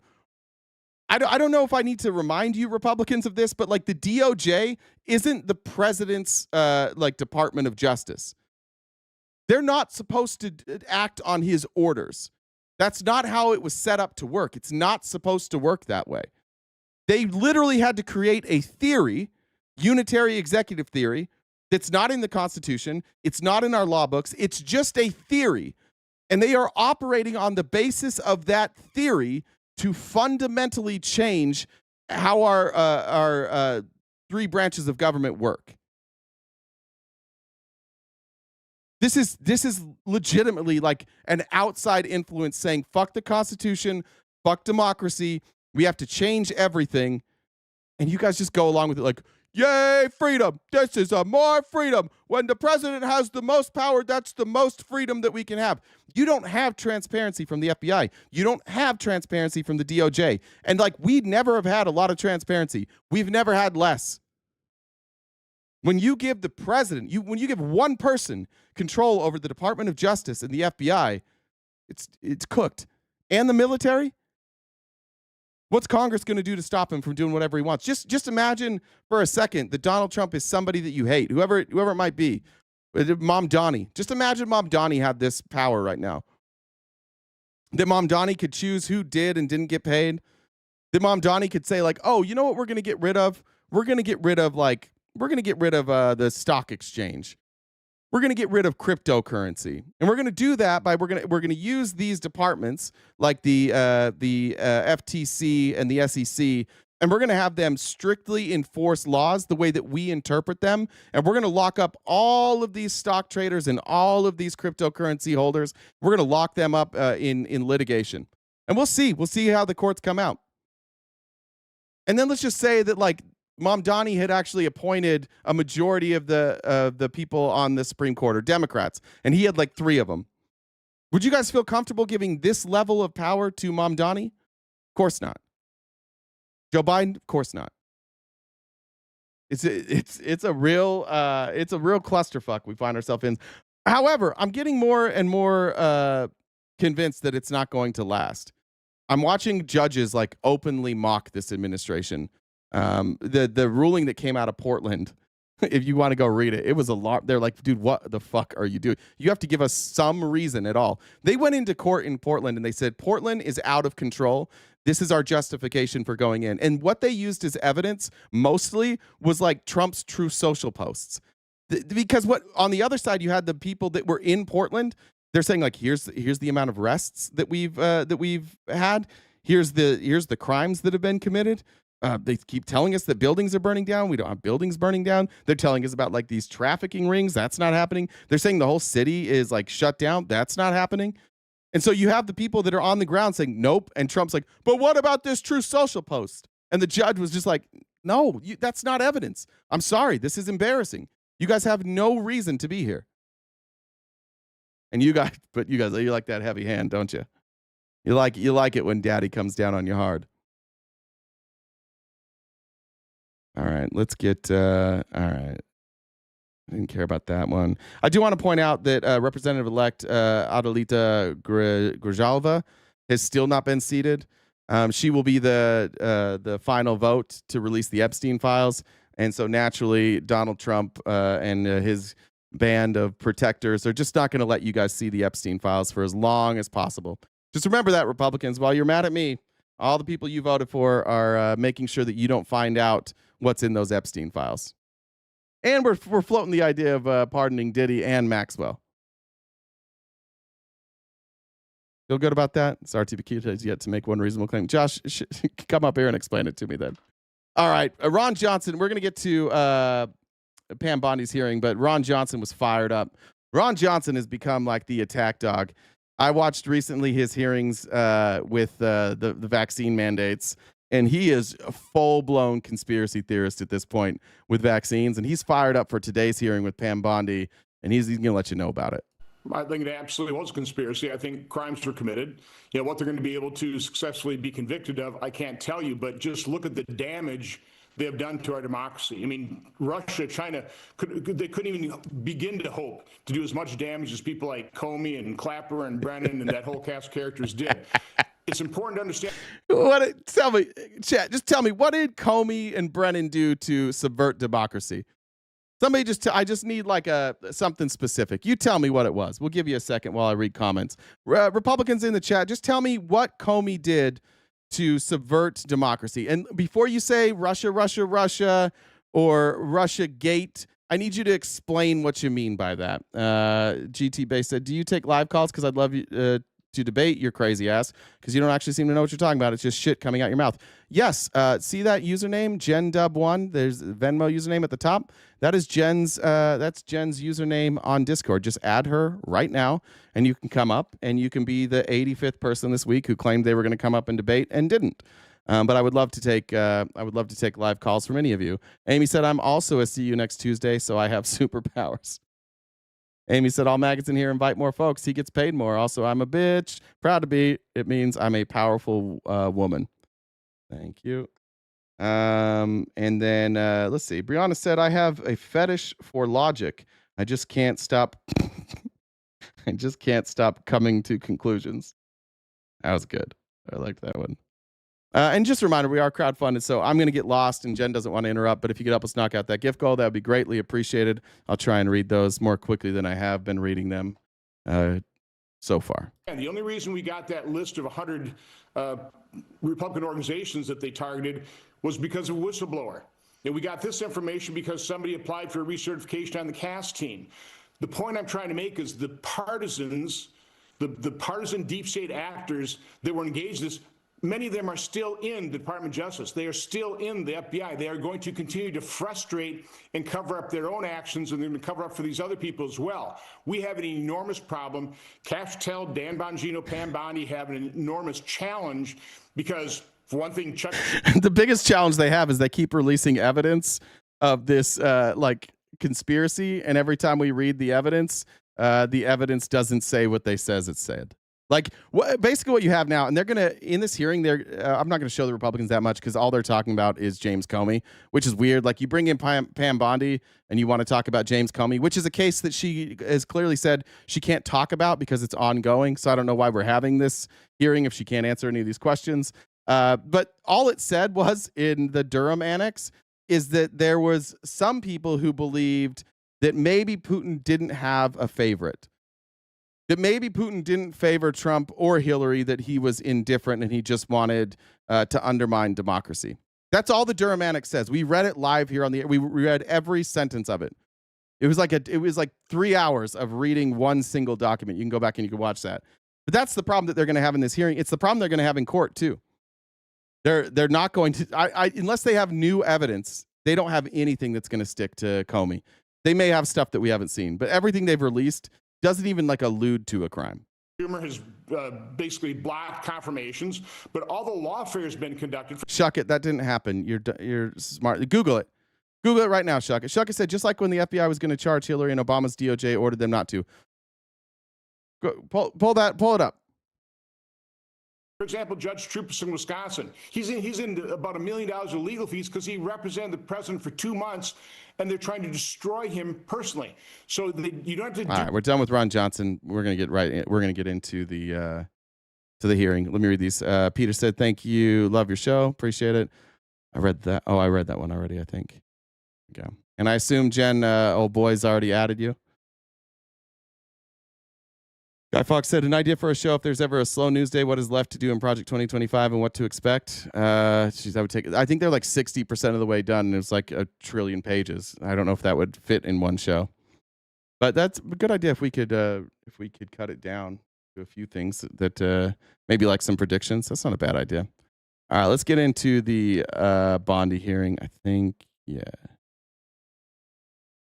I want to show you Chuck Grassley, who's leading the hearing. This is what he tweeted out. So this is what he's expecting this hearing to be about. He said, this document shows the Biden FBI spied on 8 of my Republican Senate colleagues during its Arctic Frost investigation into an election conspiracy. Arctic Frost later became Jack Smith's elector case against Trump. Biden FBI weaponization equals worse than Watergate. Okay, so this is actually alarming that they're putting this out there.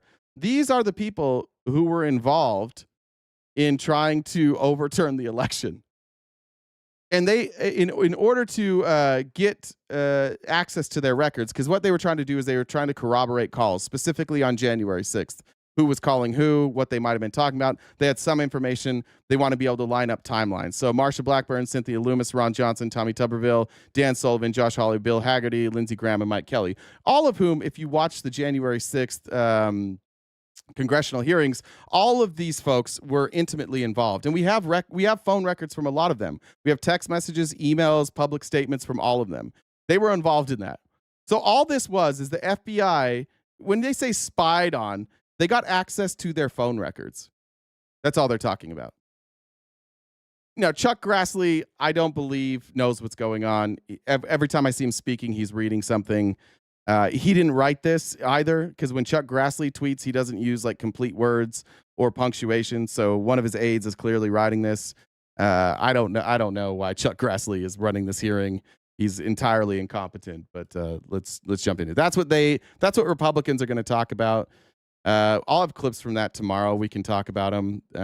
But the hearing wasn't done. So for what I'm going to do for the rest of today, we're going to go through the people that I did hear. That way, anything I fact check I can have, and then we'll cover probably the rest tomorrow. But let's start with, I'm gonna have to push through Dick Durbin. There's Grassley's opening, and then we'll have Dick Durbin's opening statement here. Congress, I've made public one document after another, one whistleblower disclosure after another. 3601. Durbin. There we go. Thanks, Chairman Grassley, for holding this oversight hearing. Welcome, Attorney General Bondi. I'm glad that we are following this committee's longstanding tradition of regular oversight hearings with the Attorney General, the Director of the FBI, and the Secretary of Homeland Security.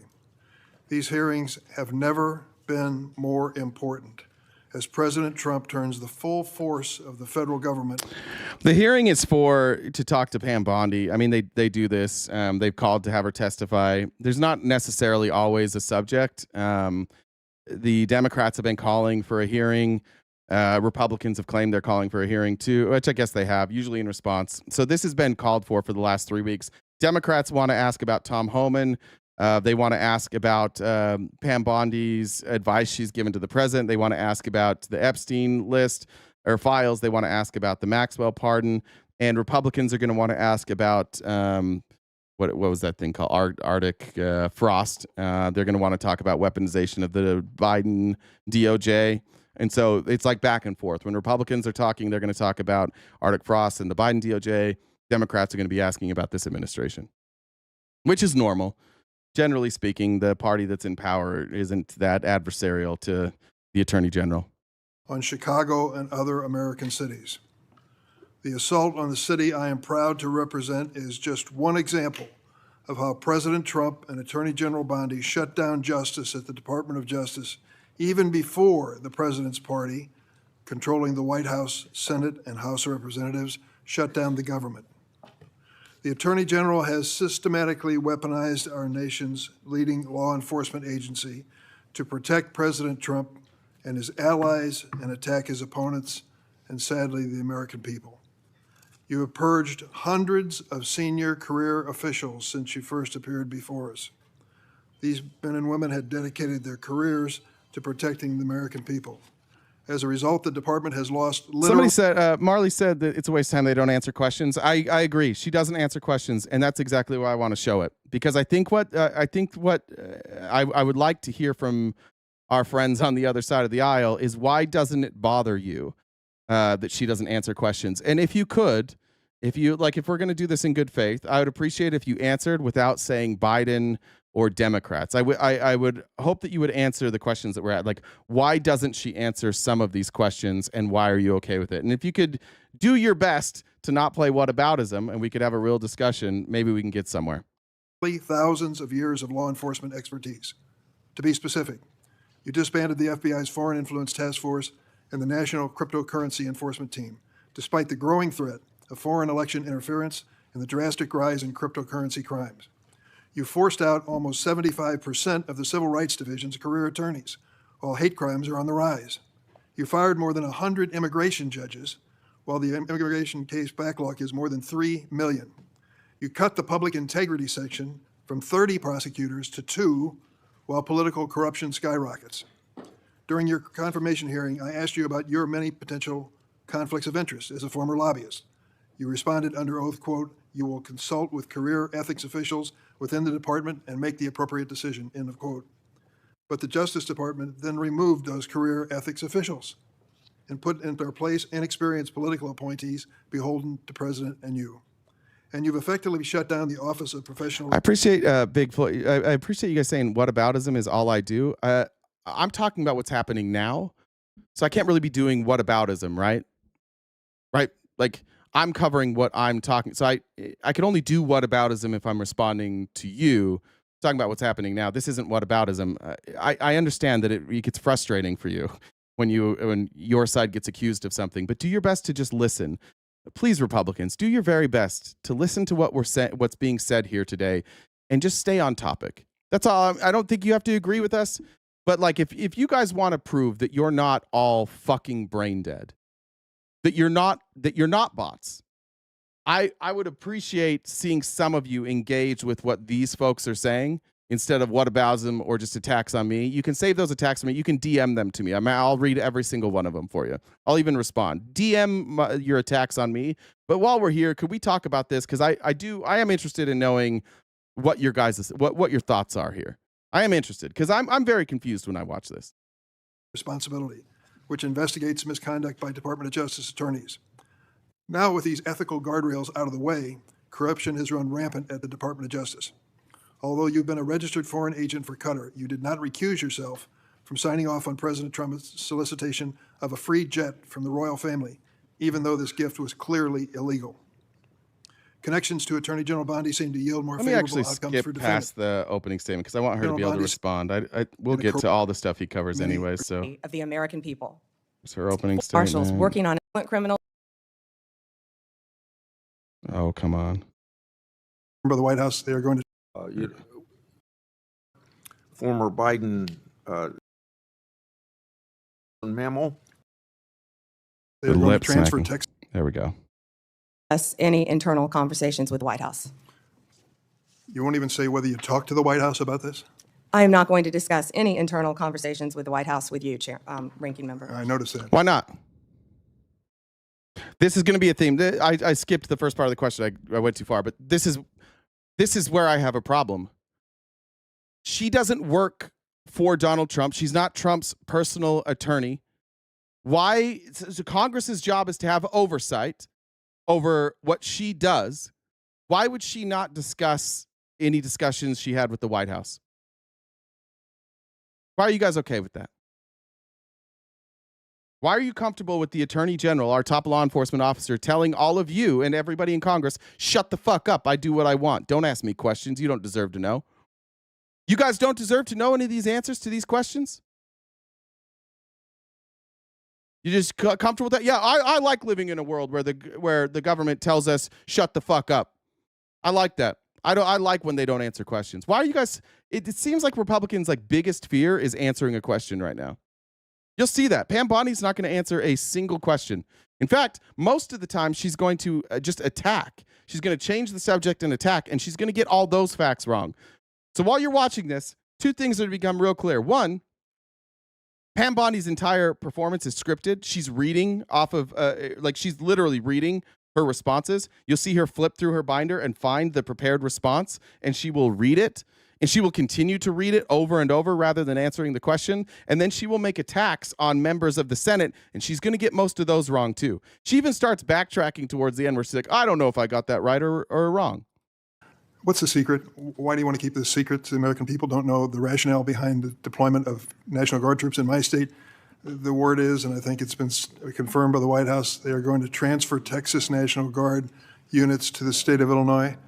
What's the rationale for that? Yeah, Chairman, as you shut down the government, you voted to shut down the government, and you're sitting here, our law enforcement officers aren't being paid. They're out there working to protect you. I wish you... What's she looking at? What's she looking at right there?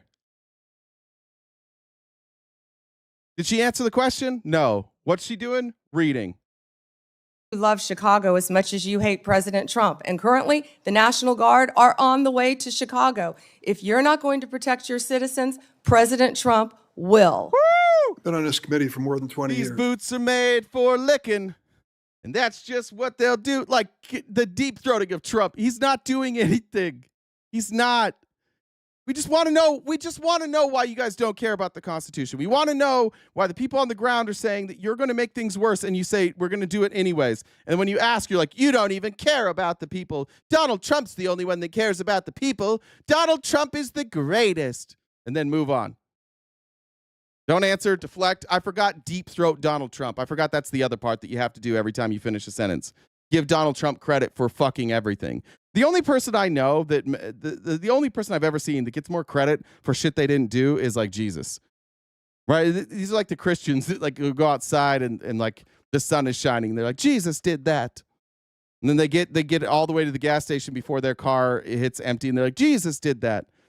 You guys are treating Donald Trump like an absolute deity. And that's why it's easy for them to talk to you guys and be like, hey, we're going to strip all the power away from bureaucracies, and we're going to give all the power to Donald Trump. And you're like, that's great, because that's already how we view him. We already view him as a savior, as a god. So this is perfect. That's the kind of testimony you expect from this administration. A simple question as to whether or not they had a legal rationale for deploying National Guard troops becomes grounds for a personal attack. I think it's a legitimate question. It's my responsibility. She refuses to answer as to whether she had any conversation with the White House about deploying national troops to my state. That's an indication, I'm afraid, where we are politically in this place. Let me ask you. Explain to me, Republicans, why shouldn't she answer that question? Why should she not answer the question on whether or not she advised the president on his illegal occupation of Chicago? Why don't we deserve that answer? Why do you and I not deserve an answer to that? Where's my Republicans? I've walked through those areas, Vito. Vito, did you see where the fuck they were? They were in downtown Chicago on the bridge. I showed the video the day before. They had like a fucking swimming race. They're not in these tough areas. They're literally in downtown Chicago because before anything, all of these people that work for ICE are just fragile little bitches. They're not going into dangerous places. They're cowards. But I've been in those bad neighborhoods, Vito. I have. In LA and one area of Chicago one time. And I'm not saying that there's not problems there. I'm saying they're not doing anything to fix it. But why? The real question is, why don't we deserve an answer? Why shouldn't she tell us whether or not she's advising the president on this? Why don't we get an answer for that? I just need you guys to admit that cuck is what you do. We don't like transparency. We want our government to keep everything secret. It's not, we don't need to know anything. All we need to know is Donald Trump's in charge. That's good enough for us. Another question. I want to, if you will, hold on a second. Make sure I got the right page of facts here. You testified under oath when you last before this committee that before your appointment to Attorney General, you had served as a representative of some sort for the royal family of Qatar. There was an issue that came before you in May when President Trump accepted a $400 million luxury jet from the royal family of Qatar for temporary use as Air Force One before it's permanently gifted to the Trump Presidential Library Foundation. The Constitution unequivocally bestows on Congress the power to control. I have a better answer? Yeah, I do have a better answer. I have a better answer. Donald Trump's a fascist. This is a fascist administration, and you guys are all bitches who won't admit that you're fascist. That's why I think you don't give a fuck that they don't give you an answer. That's why I think. Give me a better reason. Maybe I'm wrong. Maybe you're not all a bunch of bitches who just want to be fascist. Maybe I'm wrong, but give me some answer. Every answer so far is like, why doesn't she have to answer questions? You're like, you should move to Chicago. Democrats are all liars. Why don't you deserve an answer from Pam Bondi as to whether or not she is talking to the president as the nation's top attorney as to whether or not this is legal or how we should do this legally? I don't want the facts. I just don't like you. Facts make me feel icky. Whether any officer of the United States, including the president, may accept a gift, quote, from any king, prince, or foreign state, end of quote. And this gift clearly violates the statutory regime enacted by Congress. You've refused to answer a letter I sent to you 5 months ago, asking the legal rationale you relied on to advise President Trump to accept this unprecedented gift from your former legal client. Can you make a promise today that you will disclose that? Disclose what, ranking member? I assume there was a letter or some sort of statement from your office to the White House to advise them that you felt it was permissible?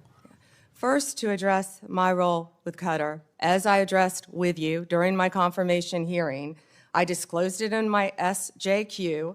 In private practice, I worked for Qatar for anti-human trafficking for the World Cup. That was my only involvement, and I made that very clear, and I'm very proud of that. Qatar hired the lady that covered up the Epstein files. in Florida, by the way, or not the Epstein file, excuse me, the Epstein investigation. Cutter's like, we care a lot about human trafficking. Who should we get? Who's the person that oversaw Epstein getting like an 18-month sentence and work release? Pam Bondi is her name. Okay, yeah, let's get Pam Bondi. She seems like she's pretty serious about human trafficking. Sure. Everything I've done with anti-human trafficking. Obviously, in preparing any advice for the president on a jet or anything else, we consult with the Office of Legal Counsel. The confidential. Well, actually, she's not answering. There, you got. All right, I think we've got the answer. You're too fucking stupid. The question she was asked is whether or not there was a letter sent between her and this administration about the jet from Qatar, and she said, "I worked for Qatar only for a little bit of time for human trafficking." I think the problem is you guys don't have the attention span or the memory to remember what the fucking question is, because no, she has not answered the question. She's about to give somewhat of an answer, and you tell me if this is a good answer. Reality applies to their input as well. And Chairman, if you would approve and vote to approve, as Chairman Grassley said, excuse me, Ranking Member, as Chairman Grassley said, my employees, we would answer your letters a lot faster, yet you're stalling them at every stop. And to go back to your— Still hasn't answered it. He said, did you have a letter? Was there a letter? There's something in writing that you advised the president? She said, I worked for Qatar for human trafficking, and if you would accept my appointees, then we would respond to your letters faster. He didn't ask about responding to a letter. And now she's going to, you can see her, going to another written answer, and none of these answers so far have been whether or not she advised the president on the jet that he got from Qatar. Previous question, your city has a murder rate 5 times higher than New York. And there's the ad hom. Still hasn't answered the question, but now she's reading a prepared attack on Chicago. And now it says, I have this listed by name, and you are Dick Durbin, and here's all the shit I'm supposed to talk to you about on my paper, and I'm going to read this verbatim now. 571 homicides last year. If you were serious about protecting your people, you would be asking this administration for help. You're saying that we're coming into your state and your city? No, he asked you if you advised the fucking president on the gift from Qatar. Why are you talking about Chicago crime rate right now? Just ladies killing it. I love it. The thing I love about Pam Bondi is we ask her questions, and she never tells us the answer to those questions, but she yells at Democrats, and we're stupid and easily distracted, so this works for us. Has she answered the question yet? Once again, I'm going to ask the Republicans for the 80th time, why don't you care that she doesn't answer questions? Why don't you deserve an answer to the questions she's being asked? What about you is so undeserving of transparency? You just don't, you've been bad? You don't have the emotional capacity? What is it? Why don't you deserve answers to this, Republicans? We're there to help make America safe and Illinois safe, whether or not you want to. Oh, okay. I believe cutting. Back to your prepared remarks. Dick Durbin, I said this last time, resting heart rate of like 11. This dude just lets her spew and just keeps going. Federal grant programs to law enforcement in my state and across the nation does not make us any safer, and you've done just that. You've supplanted that decision by sending in National Guard troops to California and other places. Cut the funding for police and then blame the police for not doing enough. It's almost like they set up all these places to not have the resources they need. They cut all the funding, and then they're like, hey, you don't have enough resources. We're coming in. It's almost like they did it on purpose. If only there was some plan that they had written down about how they would cut funding and then use the National Guard as a police force that the executive branch has control over. If only there was a project that they had worked on that started in 2025 that directly said they were going to do this exact fucking thing. If that existed, I would believe that this was some sort of like conspiracy. But since that probably doesn't exist, this is definitely not all planned out and not a total and complete psyop. And that's why Pam Bondi's not answering any questions, because this is just total transparency. Isn't this the most transparent administration in the history of this country? Isn't that what they tell us all the time? Amy Lynn said, oh, but did you die? Not yet. As a reminder, guys, we are crowdfunded. Anything you can do to help us knock out that goal would be greatly appreciated. Cam says, first time watching, you're really smart and handsome. Thanks, Cam, for being here for the very first time. We are a ways away, and I know that I get long-winded. So listen to Jen in the chat, and if you can help, great. If not, please stay and please keep commenting. That is a situation where the governors have not asked for that help. If you truly wanted to do this on a bipartisan basis, you wouldn't defy a governor, you would work with them. I'm prepared to do that. I'm prepared to work with this administration. But cutting these grants to law enforcement does not make us any stronger as a nation or give us the tools we need to reduce crime in Chicago. Now, I'd just like to ask you, when it came to this Cutter situation, did you consult with the ethics office in the Department of Justice before making your decision on this gift of a jet? Chairman, I didn't gift a jet to anyone.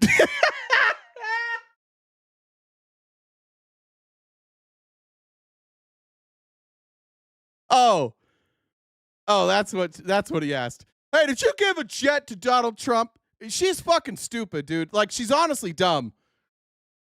I don't know if it's the Ozempic. I don't know what the effects are on your brain, or if she was always like this. But clearly, that's not what he asked.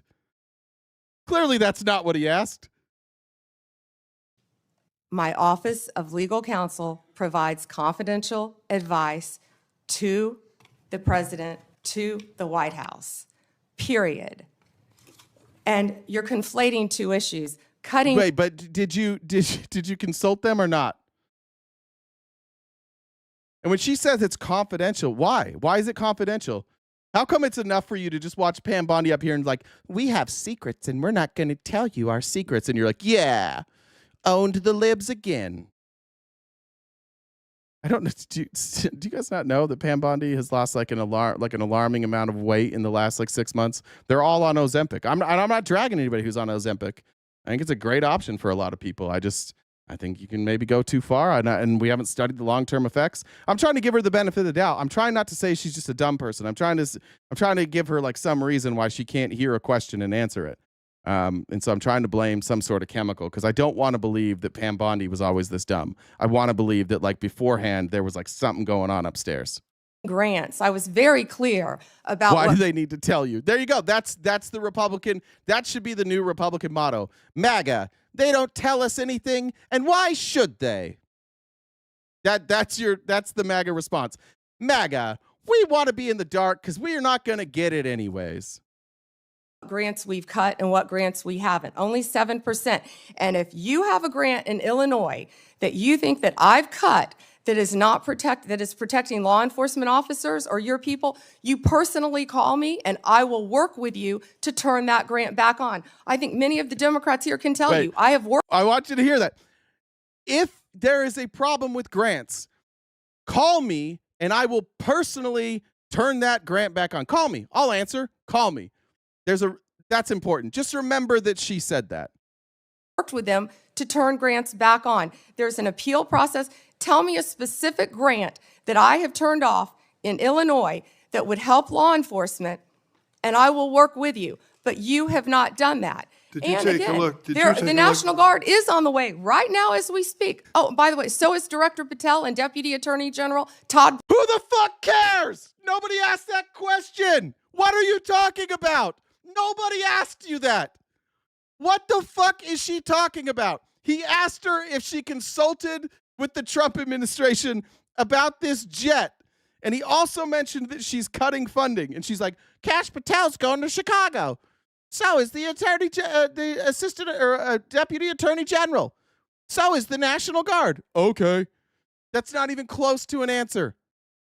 Blanche, you're sitting here grilling me, and they're on their way to Chicago to keep your state safe. Madam Attorney General, it's my job to grill you.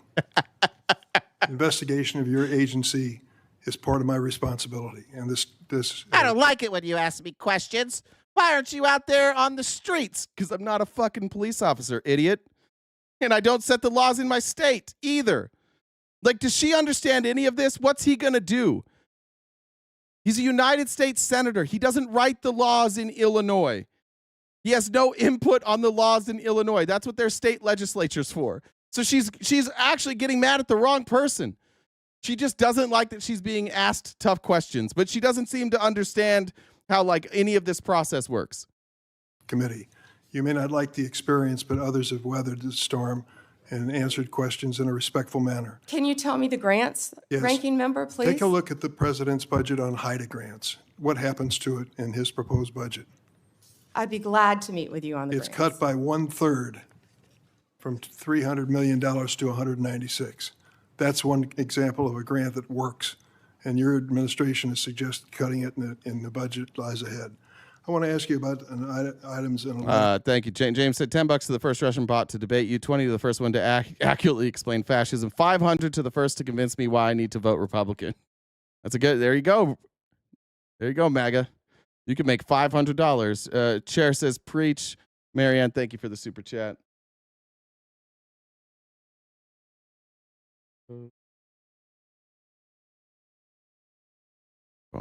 I sent you in July that you have not answered.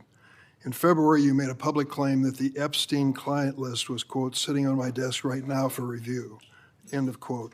You then produced already public information and no client list at a major media event hosted at the White House. Attorney General Bondi, why did you publicly claim to have the Epstein client list waiting for your review and then produce nothing relevant to that claim? Senator Durbin, if you listen to my entire clip on that, I said I had not reviewed it yet, that it was sitting on my desk along with the JFK files, the Martin Luther King files. And I said I had not yet reviewed it.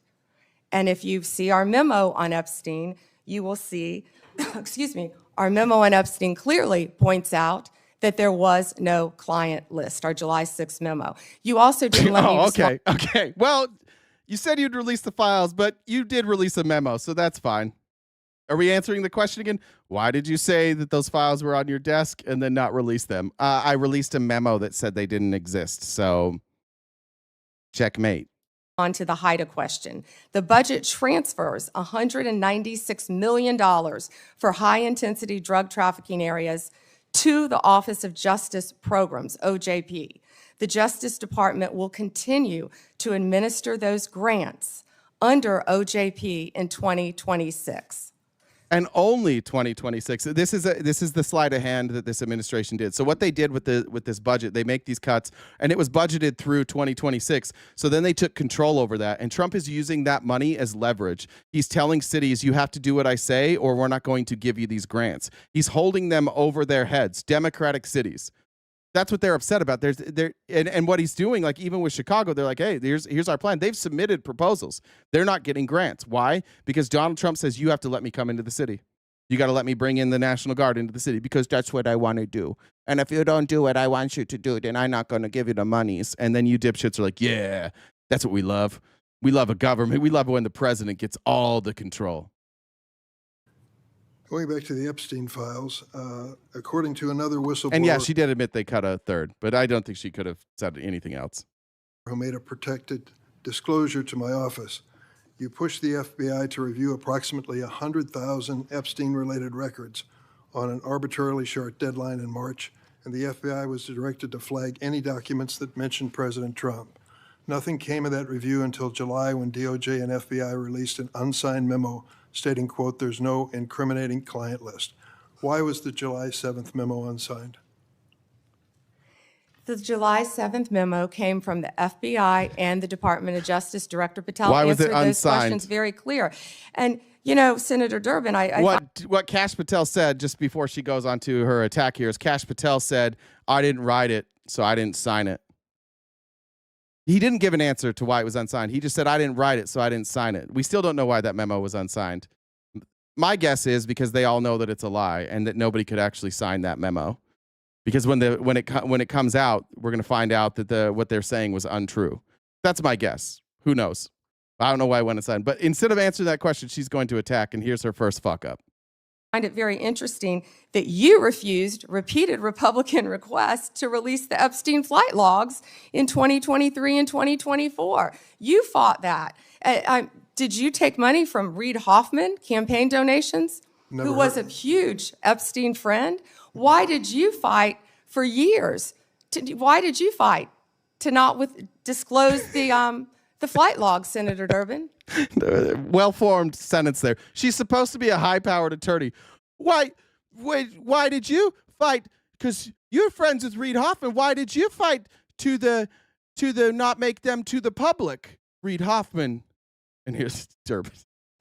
I can tell you I did not refuse. One of the senators here wished to produce those logs, and I asked her to put it in writing, and she never did. Yeah, I think Senator Blackburn would quarrel with you on that. And I will quarrel with you as to read somebody that you mentioned I never heard of. Now, they actually engaged in this. He and Senator Blackburn later, she's like, I sent it to your aides. He's like, well, I never got it. That's where they're at. There was never a vote on it. He never did vote. When she says that he voted against it, there was never a vote. He claims he didn't get it. She said, but either way, what does that matter? Secondly, I looked this up. Based on available records, there is no public evidence that Reid Hoffman has personally donated to Senator Dick Durbin as an individual donor in major political contribution databases or donor lookup tools. If a donation has occurred, it has not been reported in standard public campaign finance databases or widely covered by reputable sources as of the latest updates, which were this morning. He's never received a dime from Reid Hoffman. However, Donald Trump has received a lot of money from people on the Epstein list, including Elon Musk, Peter Thiel, Steve Bannon, and John Paulson, who, by the way, another George Soros protege. So she tries to smear people with an attack that you can levy against Donald Trump. Hundreds of millions of dollars he's taken from people that are in the Epstein files. This attempted smear on Dick Durbin, there's no public record that he ever took any money from Reid Hoffman. So who gave the order to flag records related to President Trump? To flag records for President Trump? To flag any records which included his name. She can't. Why does she never know what he's talking about? I'm not going to discuss anything about that with you, Senator. Eventually Why? you're going to have... Oh, here we are again, Republicans. We'll ask the question again. Why don't you deserve answers to these questions? Why don't you deserve to know what Pam Bondi is doing? These are the people that provide oversight. These are the people that the Constitution guarantees will provide oversight. They're providing oversight. She's not answering. Why don't you guys deserve to know that? Are you too stupid to understand it? You just don't want to know? What is it? I'm still waiting for an answer from just one of you. No whataboutisms, no Biden, no Democrats. Just tell me why you don't deserve to hear the truth from Pam Bondi. And is that the case? You don't deserve an answer because Democrats bad? Yeah, I'm just going to stay uninformed because Democrats bad, so they don't have to tell us the truth. Have to answer for your conduct in this. You won't do it today, but eventually you will. I yield, Mr. Chairman. All right. Ryan said, dude, it's tough seeing all these dipshit MAGA in the chat every day. Keep up the good work. Kiro said, didn't Trump say the same thing about women, that he's going to protect us whether we want it or not? Pam Bondi is an insufferable parrot. She sounds like one, too. That's the accent. A lot of people were wondering where her accent was from.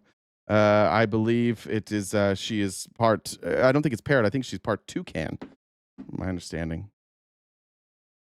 All right. Now I'm going to go to, well, I do want to play this. It's the Ted Cruz part. Mr. Chairman. Here's now you'll have well, I don't care. This is just Blackburn and Durbin going back and forth on whether or not she sent the email. She doesn't offer that any proof. He doesn't offer any proof that she didn't. But I want to go to the start of Lindsey Graham, just the very beginning, because you'll see the difference between how these folks function and what their goal is. Let's go to Lindsey Graham. So Bill Clinton received hundreds of thousands of dollars for appearance sponsored by Middle Eastern governments. Bill Clinton also received $200,000 for a speech connected. What did you say, Caleb? The answer I always get is they never cared about the files anyway. Oh, okay. We don't care about the Epstein files anymore. Did we get any answer from any of you? All right, let's go to Lindsey Graham. Good morning. Thank you. So I want to make sure I got this clear. If a Democrat or a Republican senator... Real quick, just going back to what Dick Durbin said, and she said, if you have a specific grant, call me, I'll answer, and I'll personally take care of it. Just remember that's what she said that she does. ...has a problem with a grant that's been canceled or reduced, you would be glad to talk to them. Yes, Senator, and I have been doing that as well. Senator, and I have been doing that as well. There have been Democratic members who called you? They have spoken to my office, yes, Senator. You Oh, tried to oh, not to you? respond. On either side of the aisle, of course. Yeah, okay, gotcha. Got it figured out. The thing they were talking about Clinton, though, by the way, it was a stupid statement by Chuck Grassley. What he said is that they're going after, like, they're accusing Trump of violating the emoluments clause for taking these gifts. And then he brought up a separate investigation into Bill Clinton while Hillary Clinton was Secretary of State, saying that while Hillary Clinton was Secretary of State and a senator, that Bill Clinton took all these trips and worth about $200,000.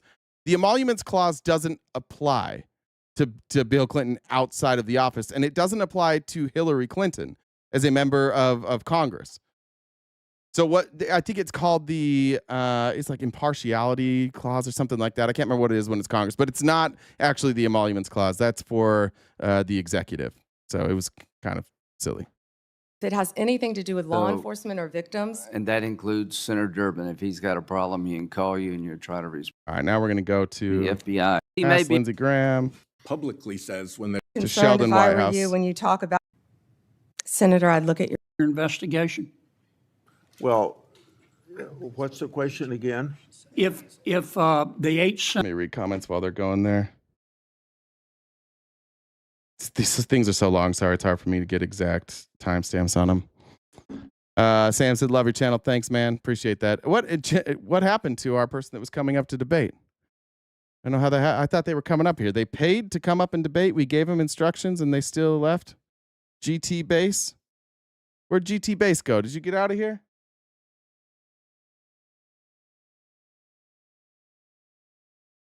Here we go. The name of socialism. All right, let's get to, I think, Sheldon Whitehouse now. On through my staff, I want to make that very clear. Mr. Whitehouse, or Senator Whitehouse. Thank you, Chairman. Ms. Bondi, good morning. Good morning. What became of the $50,000 in cash that the FBI paid to Mr. Homan in a paper bag, evidently?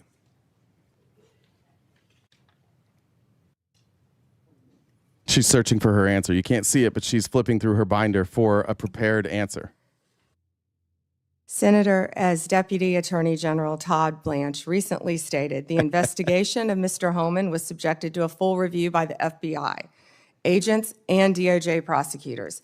They found no credible evidence of any wrongdoing. He didn't do no wrong. Okay, but here's the problem. The FBI took $50,000 of taxpayer money, and they gave that $50,000 to Tom Homan. And the question is, what happened to that $50,000? And her response is, my Deputy Attorney General said there was no wrongdoing. Okay, but the question was, where did that $50,000 go?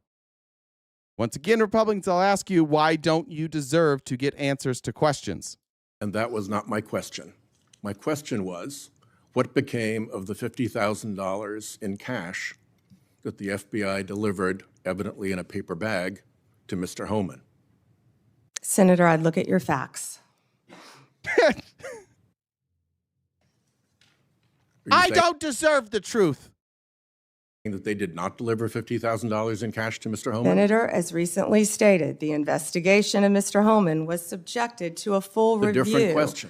by the FBI agents, That's a by different Department question. of Justice prosecutors.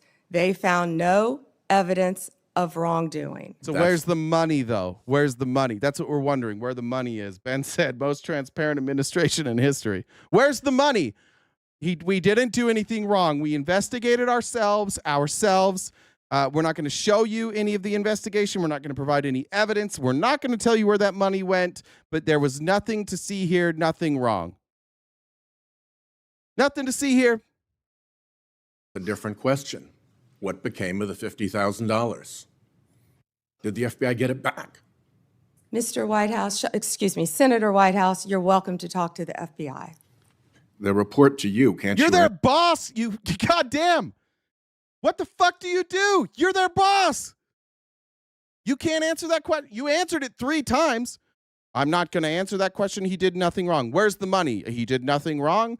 Where's the money? I'm reading this statement that says he did nothing wrong. You're not going to answer that? Why don't you ask somebody else? Republicans, I don't even know the truth. I don't need to know it ever, ever, ever. I'm just going to sit here and pretend that none of this is weird and that this is totally not a cover-up. It's normal. This is what everybody does. Everybody always does this. Answer this question. Senator Whitehouse, you're welcome to discuss this with Director Patel. Did Homan keep the $50,000? As Deputy Attorney General Todd Sorry, Bland. I have to, Chance, I'm sorry. Every time somebody gets mad at me for interrupting and not just playing the clip, I'm not a nice guy that often. I'm kind of a troll. And so now I have to stop it just to point out that you said that and to remind you that I am going to continuously stop it when I want to because she lies. And you can find all of these clips online by yourself, and you can just go watch them and you can leave here.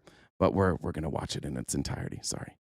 Recently stated the investigation never mind. of Mr. Never mind. Holman I can was see I'm not going to get a straight full answer from you. review. She's reading the same answer for the fourth time. 4 times. She read the same prepared statement that doesn't address the question. 4 fucking times.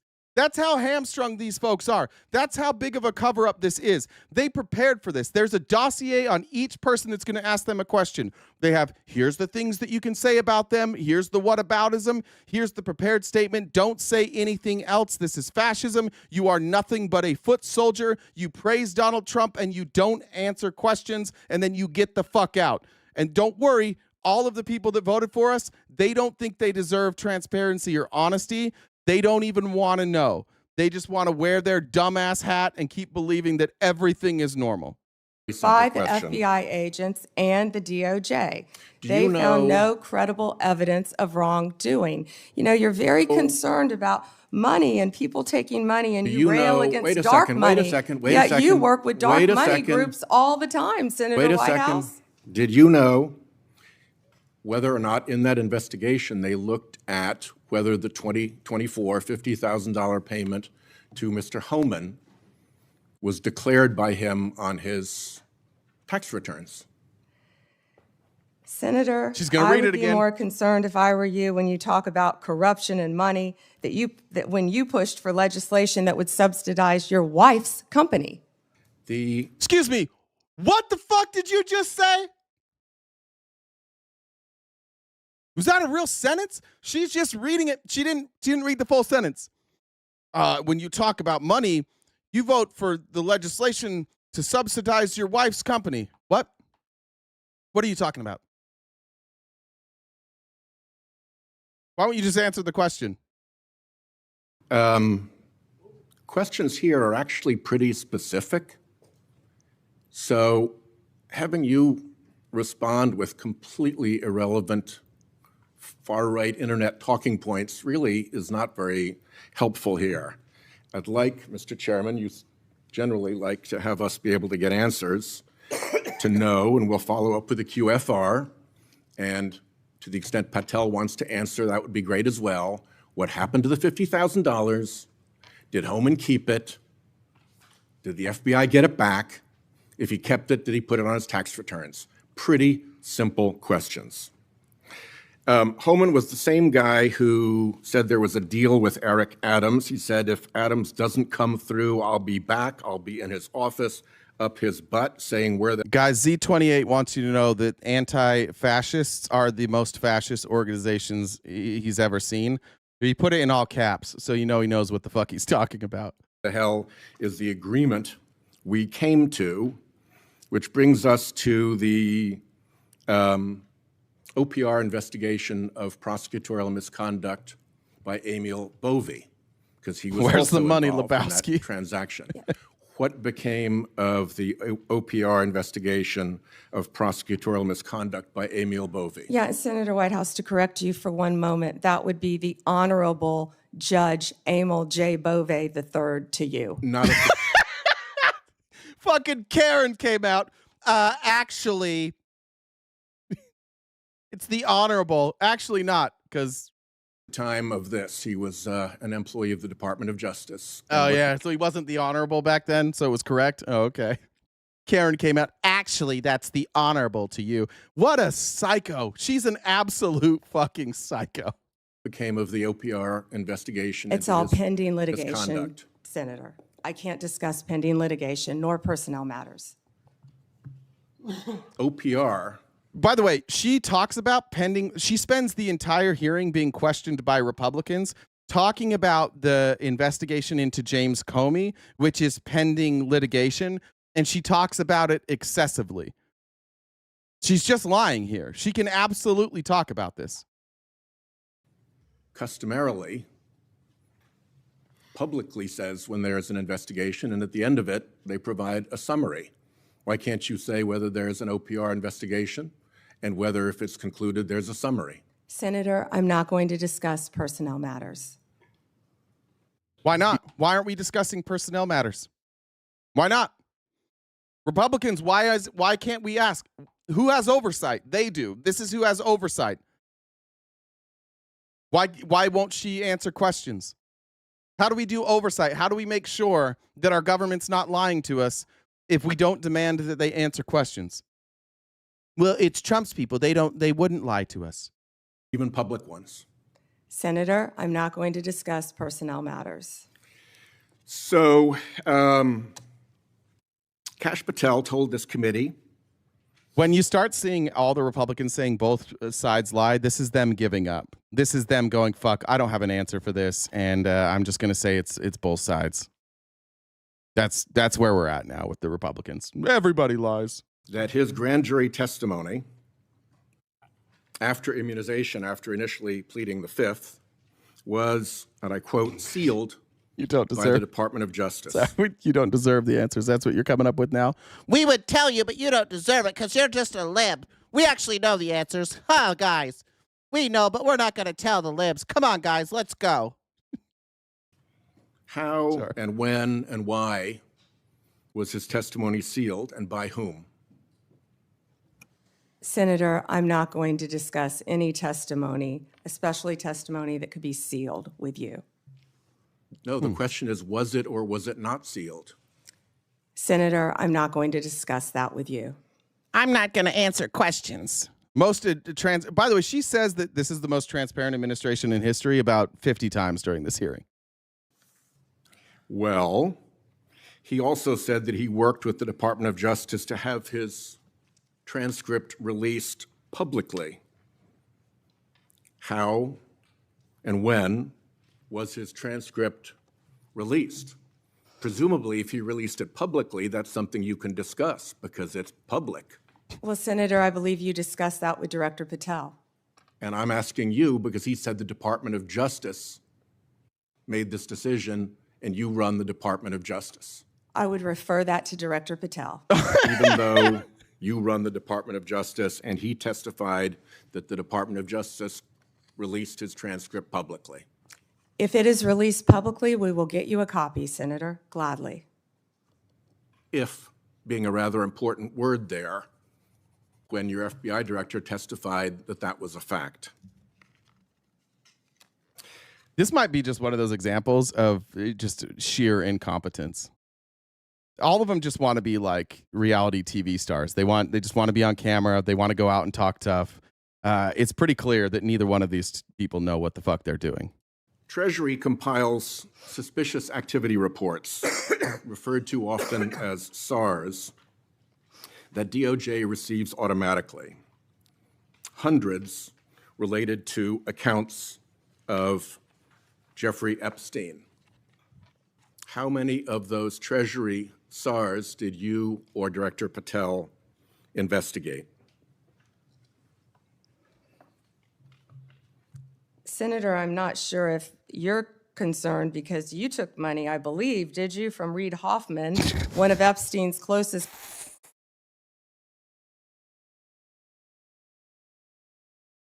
Can you tell us about the SARS reports that you reviewed? Well, what are you talking about? You took money from Reid Hoffman. Are you fucking kidding me? Confidence, not only once, but twice in 2018 and 2024, if that's correct.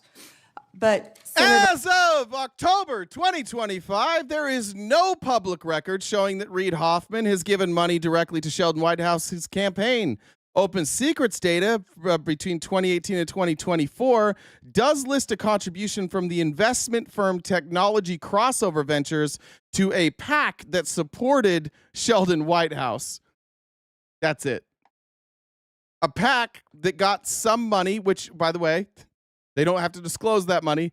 A PAC that got some money from Reid Hoffman made its way into a PAC that supports Sheldon Whitehouse. And yet she's going to use this again when, once again, Trump received hundreds of millions of dollars from Elon Musk, Peter Thiel, Steve Bannon, and John Paulson. But again, the question wasn't where did we get the money from? The question is, there's all these reports from Chase Bank, and there's something like over $1 billion of really suspicious transactions from Jeffrey Epstein going to leaders all over this world, prominent public figures here in America, and they didn't get reviewed. For some reason, the Department of Justice, for years, spanning Republican and Democrat administrations, refused to act on that. So naturally, you would think that the person that is finally going to answer this fucking question is the one who said, as soon as I'm in office, we're going to give you everything you need to know about the Epstein files. We're going to expose the deep state, and we are going to be the most transparent administration in history. And when asked if they reviewed those files, she said, "You took money from Reid Hoffman, and his name is in the files." did you ask Merrick Garland any of this over the last 4 years when he sat before you? He didn't promise to release the files at all. So probably not. This investigation has been going on. This investigation was closed. Did you ask Alex Acosta that? And Patel came to office, you said you would look into this. There were hundreds of suspicious activity reports. Some people would... Gabriel, when you say he's doing a bad job pushing back, I think that he's super effective because he lets her speak. And he lets like her answers go in long form, and then he points out how absurd the answers are. I think he's one of the most effective. I think for us that are partisan, that know the answers, and we hate Pam Bondi, like we have this more emotional response to this. We want somebody to go after Pam Bondi because it's so frustrating to be on this side of the camera and we can't say what we want to say. And if this was somebody in our own life, we'd be like, shut the fuck up, answer the question, and we can't do it. So it builds up in us. But I actually think what he does here is proves how little she knows because he just lets her talk. In the Judiciary Committee, they all kind of do this. Like it's not the same as like House hearings. There's not a lot of cutting off. There's not a lot of like reclaiming my time. They're granted more time to speak anyways. So I feel what you're saying internally, but like I just think like intellectually this is probably the better way. Amy said, fun fact, Trump received more high-dollar donations of $5 million or more than any president or candidate in history. That's because he's for the people. He's for the working class. Use from the fact that they are called suspicious activity reports, that there might be suspicious activity. And yet you seem to have looked at 0 of those suspicious activity reports involving Jeffrey Epstein accounts. Let me ask you something else. There's been public reporting that Jeffrey Epstein showed people photos of President Trump with half-naked young women. Do you know if the FBI found... All right, sorry, Sam. Sorry, guys. I have to pause this again because Samuel said play the tape. I got to pause it again. Jennifer said, I love hearing Jay laugh at the clowns in the circus. Thank you. Jessica said, great. Thank you. I'll check over here. Jessica, a different Jessica said, just here for the radical idea that Pamela should learn to answer questions. Thanks for all you do, Jay and Jen. Guy Fox said, where would we be now if Matt Gaetz was AG? I don't know. I know what Matt Gaetz says. I don't trust him. If what he says was true, probably in a different place, but I don't trust that. I mean, Matt Gaetz covered up a bunch of his own shit, so I don't know. I don't really trust Matt Gaetz. Those photographs in their search of Jeffrey Epstein's safe or premises or otherwise. Have you seen any such thing? You know, Senator Whitehouse, you sit here and make salacious remarks, once again trying to slander President Trump. Stop picking up my friend Donald Trump. I'm about to get offended now. I'm not going to answer any of your questions. I'm just going to get offended on behalf of Donald Trump. He's going to be so happy with me. It's honestly pathetic. It would be funnier if you didn't have a bunch of you dipshits in here like, yeah, she's doing great. Left and right, when you're the one who was taking money from one of Epstein's closest confidants, I believe. I could be wrong. Correct me. Reid Hoffman. Yeah, you're wrong, idiot. You're wrong. But your guy took like $500 million from them. So I don't know. Maybe the guy who's in the files, whose friends are in the files, whose friends gave him money, who's photographed with Epstein 1 trillion times. Maybe he's the problem and not White House, who didn't take any money from these people. Maybe. This is absurd. This is absolutely fucking absurd what she's doing here. Hoffman, who was with Jeffrey Epstein on multiple occasions. And the senator sitting right next to you tried to block the flight logs from being released. Yet you're grilling. Lie. He didn't block the flight logs. There was never a vote on that. He claims he never even got a call for a vote. And neither one of these guys got money from Reid Hoffman. So how many lies? Again, these lies are just so she doesn't have to answer the question. And the question is, did you review the suspicious activity reports? She's now given 3 lies that are unrelated to the question so that she doesn't have to be transparent. And the MAGA in the chat's like, I love this. I love this so much. I can't handle real answers. I think the real answer for all of you is you don't know what to do. You're not going to know what to do when the files come out. You're not going to know what to do when all the people you love are all over those files. And so right now you're just hoping to God that they don't come out. That's why none of you are upset at Mike Johnson for obviously like blocking. Like we should have had them 3 months ago. That's how much Republicans are in Trump's pocket. That 3 months ago we could have had them. We still don't have them. We're withholding the vote, or we're withholding seating somebody who won an election who will be the final vote, and Mike Johnson won't seat her. It's pathetic. Like MAGA is one of the most pathetic, sad, brainwashed organizations I've ever seen in my life. When people say like, have you watched congressional hearings? Yeah, for years. And it is absolutely true that every attorney general who's ever come in, there are things that they won't answer.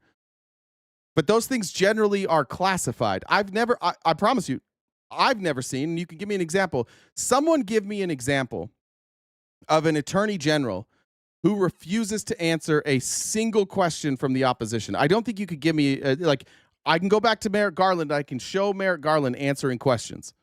I can show Merrick Garland saying whether or not he advised the president on something. Now, he said, like, I'm not going to get into details, but yes, I did advise the president. She won't even say if she advised the president. Every time she's asked a question, she just says, you took money from Reid Hoffman, and she's 0 for 2 on that. Me on President Trump and some photograph with Epstein? Come on. The question is, do you remember when she just said Reid Hoffman was a bad guy because he's in photos with Epstein? And then she's like, what? You're going to say Trump's guilty because he's in photos with Epstein? In 1 minute, she's claimed that Reid Hoffman, bad, photos with Epstein. Trump, photos with Epstein. Come on. What are you going to do? Yeah, that doesn't prove anything. Like, within a minute, she took both sides of that argument. Trump good, everyone else bad. The FBI find those photographs that have been discussed publicly by a witness who claimed Jeffrey Epstein showed them to him. Wasn't me. Stepford called. They want their Pam Bondi back. You don't know anything about that. Okay. The silence is deafening. Here's what we cut to something else. I love this. You think Biden wouldn't have said something if Trump was in there? Okay, then the solution to this is release the fucking files. So if this is like, if Trump's not in the files, why the fuck aren't they releasing them? By the way, we know he's in the files. We know that. It's confirmed. His name is all over the fucking files. So it's a weird thing for you to even say that. But even if we didn't know that Trump was in the files, why the fuck aren't they releasing it? I'll answer the best I can why Biden didn't release it. One, I don't think he knew. I don't think Biden knew much of what was going on with the DOJ.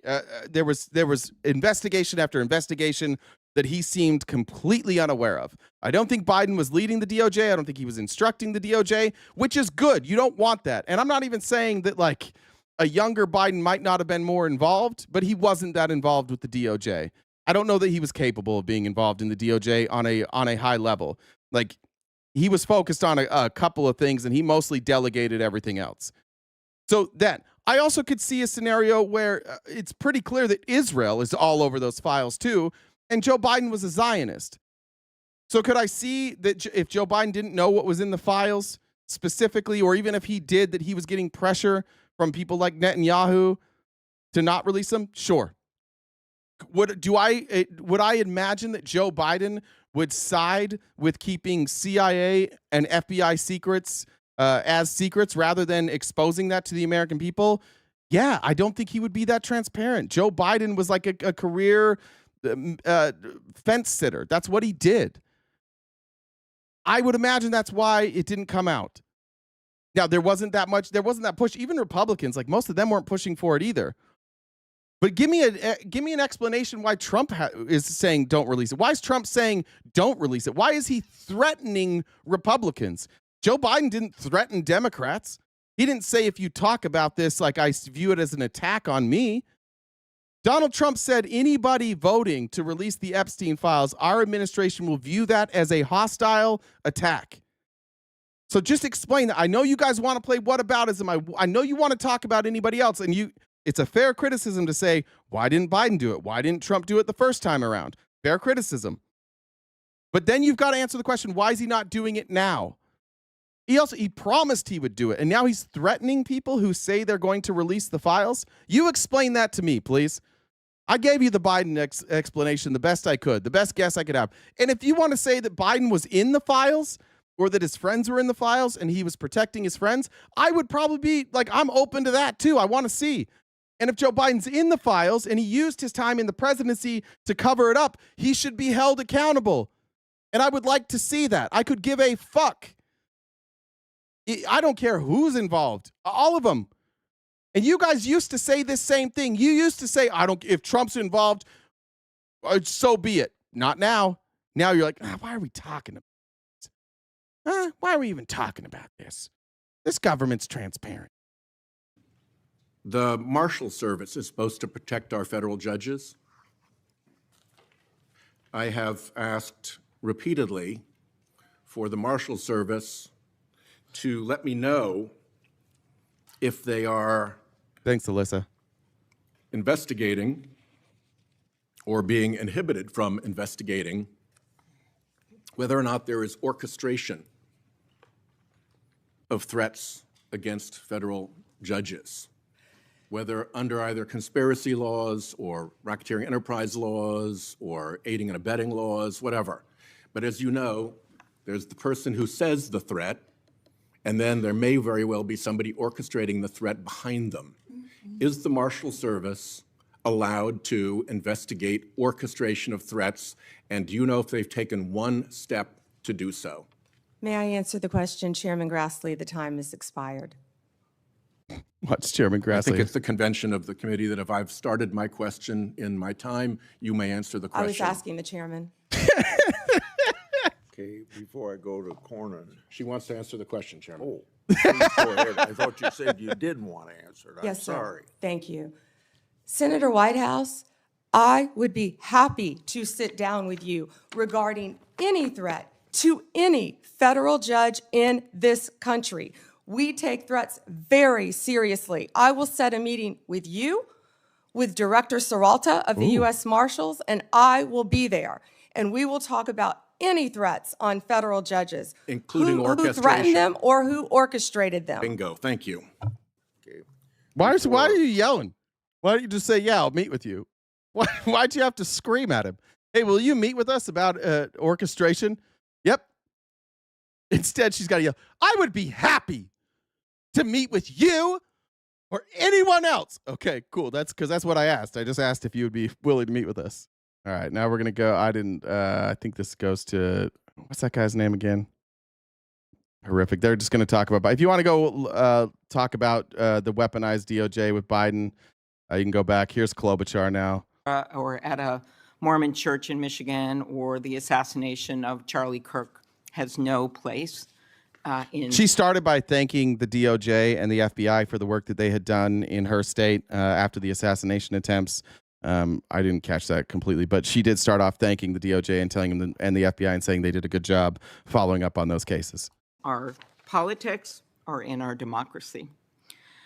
In 2018, after the Parkland shooting, you were Attorney General, and there was a bill called the Marjorie Stoneman Douglas High School Public Safety Act. And the bill banned bump stocks, enacted red flag laws, and raised the minimum age to purchase a firearm in Florida from 18 to 21. And you, Stephen, I'm glad to see you acknowledge that she finally answered a question. After an hour and 53 minutes, she answered a question. I'm not mad. I just don't know what she's so fucking mad about. She could have just answered it like a normal human being, but she's a psycho. The thing is what you're seeing with Pam Bondi is not like who she is in general. These people are not Trump. It takes an incredible toll on your mind, your body, your impulses when you are not a narcissist, but you have to defend a narcissist like a narcissist. People aren't used to lying about obvious things.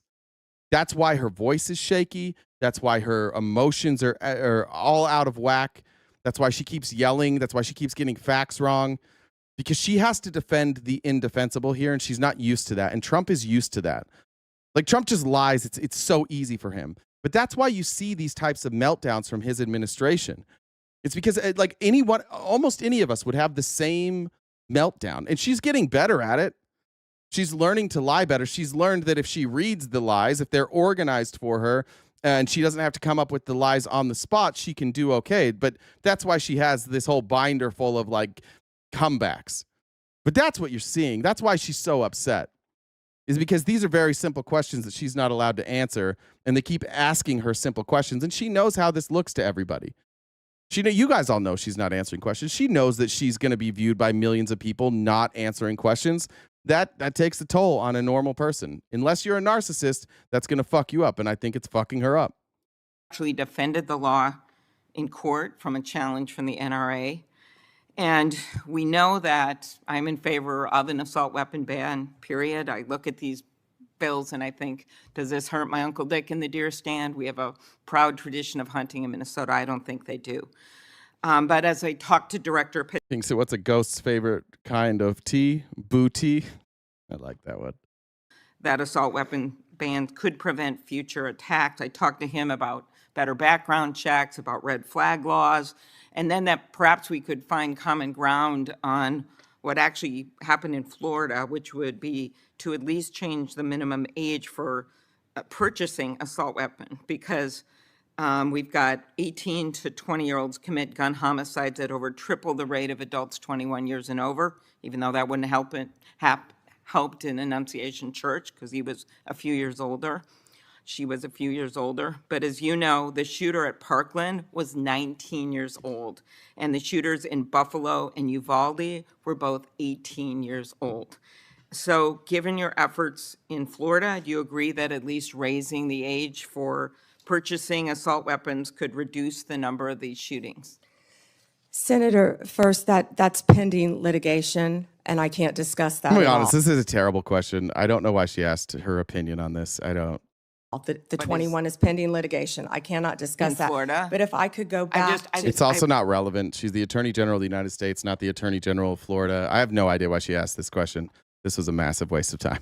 Minnesota, there is no place for that. And I believe I spoke to you after that horrific,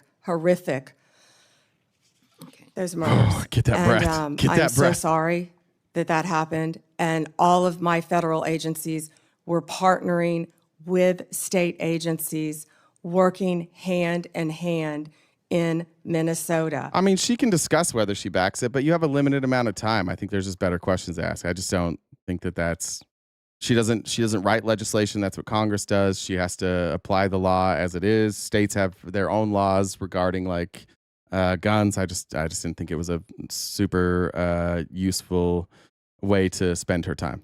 And gangs. Since January 20th, the ATF and FBI have seized more than you gave these statistics. 30,000 illegal guns. I have 10 minutes. 30,000. You have given Senator these Klobuchar. statistics, and I truly appreciate those statistics. But what I was just trying to get at was something where maybe we could find common ground on a bill that you actually defended in court in a state, which Director Patel seemed open to, and that was looking at could we at least raise the age to 21 of the purchase of an assault weapon federally while states look at banning these weapons overall, given these little babies that this gun is used to kill. So we can talk about it later, but that was my question, and you don't want to answer it. No, it's pending litigation, Senator. Okay, but your views on this is not pending litigation. So I want to get to the independence of the Justice Department.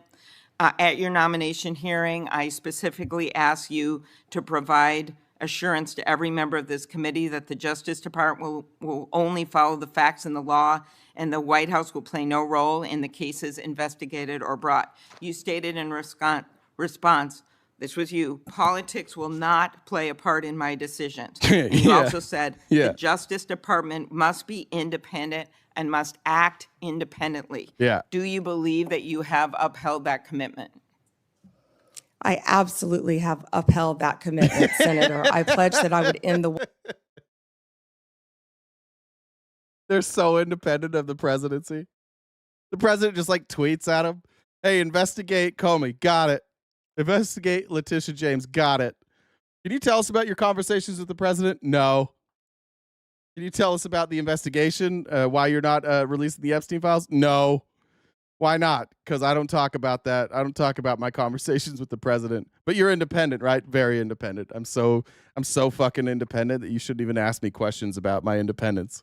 Weaponization also of the Justice Department. Oh, yeah, it's not weaponized at all.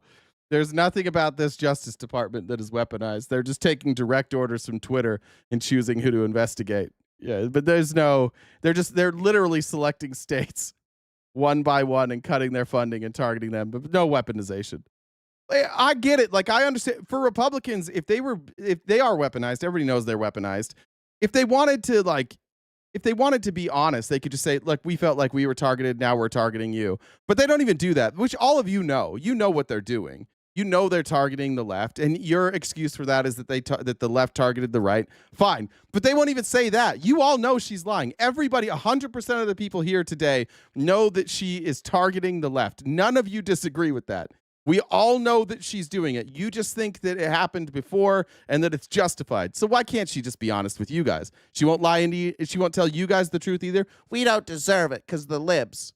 America would once again have a one-tier system of justice for all. And that is what we are doing in this country. Yeah.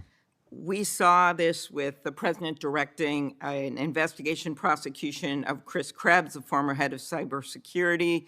Just a reminder, as we keep going here, if we got probably an hour left, I'll go over a little bit today. If everybody joined the dollar train, we'll knock out that goal. I'll update the gift goal there, but anybody could help us as we knock this out. And I'm going to go to 1.25 speed here. Sorry for anybody who likes it a little slower, but we need to speed it up a little bit. Lisa Cook, who is a current governor of the Federal Reserve, Director Comey. And the president, and I know you have said that you will not discuss discussions you've had with the president about Comey. Is that correct? That you won't testify here about that? Because I was going to ask you if you received advice, instruction, or request from anyone at the White House to direct the department to engage in any investigations, prosecutorial actions, including decisions not to investigate or prosecute anyone. I'm not going to discuss any conversations. But then how about the Truth Social post on September 20th, 2025, in which the president said, we can't delay any longer, Pam, using your name, not bringing criminals. It's a different Pam. He was talking about the cooking spray. It wasn't me. He was talking to his cooking spray, as Donald often does late at night. He pulls out random household items and he speaks to them as if he was giving an order. But it wasn't me. He was talking. It was a different Pam. Charges are killing our reputation, his words, and credibility. And then goes on to Pam tell Bundy. you to prosecute a member Oh, that of is close. Pam Bundy. That's close.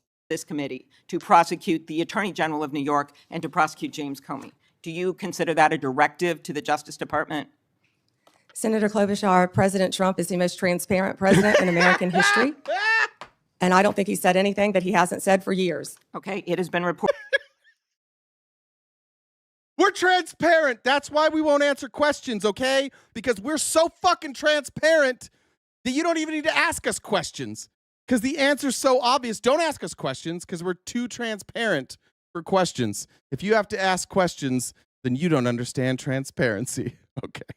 Reported that you initially pushed back against requests by senior Trump administration officials to push out or fire the acting U.S. attorney in Virginia, Eric Siebert, who's a conservative Republican, who made the decision that the evidence was not there to prosecute Comey. What made you change your opinion? I am not going to discuss personnel decisions. I'm not answering you. We're so transparent. Once again, not going to answer your fucking question from us, Transparency USA. We answer all questions. You know everything. We hide nothing. I'm not answering your fucking questions. Okay. Is it true that the career prosecutors in the Eastern District of Virginia found that there was insufficient evidence to bring criminal charges against former Director Comey? I am not going to discuss pending cases because Comey was indicted. That's not a case. That's determining whether, why these people left. Like, we're asking you questions about why these people claimed that there was no evidence to bring a case, right? It's not about the pending case. The pending case has different lawyers. By the way, having a hard time finding a career prosecutor who will join that case. They do have the prosecutor with no experience, and she's desperately running around the Eastern District of Virginia begging and running around the Department of Justice like, can somebody with experience please join this case? And they're all like, how about you get fucked? I'm not putting my name on this case. She can't find co-counsel. In the Eastern District of Virginia by, I may point out, one of the most liberal grand juries in the country. Okay, let's go on to... And I would like to point out that is motherfucking nonsense. The Eastern District of Virginia is not a liberal safe haven. It's not one of the most liberal places. In fact, it is widely accepted that the Eastern District of Virginia is one of the most bipartisan districts in the country. It's like Norfolk and parts of Northern Virginia, Alexandria. Ton of CIA, FBI. If you go down into the Norfolk area, you've got a bunch of Navy. If you go look at just like where the Eastern District makes up, like it's red and blue. If you look at the 2024 election results, you'll see like in the cities, it's blue. In the more rural areas, it's red. But even in like the blue cities, like Harris won 54%. It's one of the few places in the country that like it's pretty black and white. And what they're known for more than anything, the term gets thrown around about the Eastern District of Virginia as the rocket docket, which doesn't mean what maybe some of you that are born and raised in Provo think.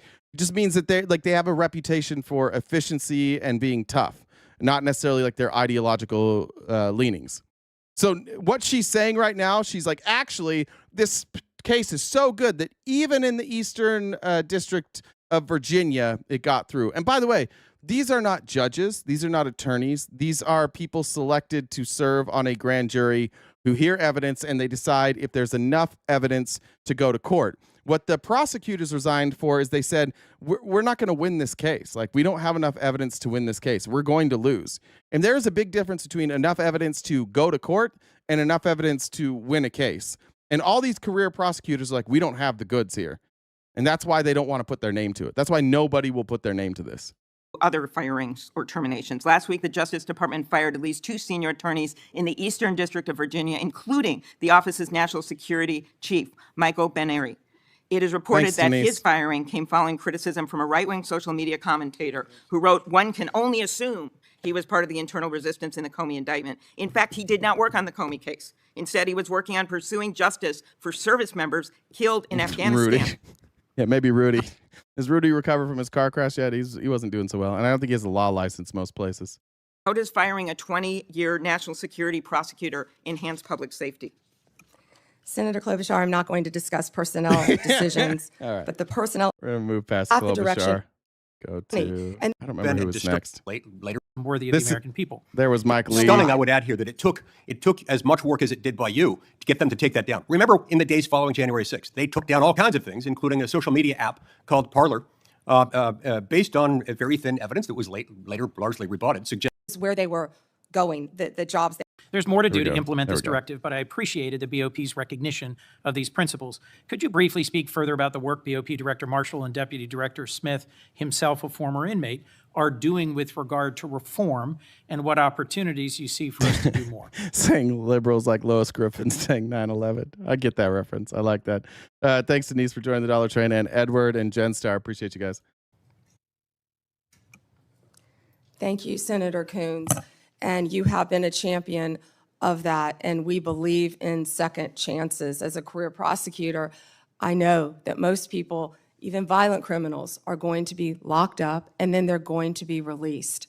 And that's why we need everyone to be a productive member of society.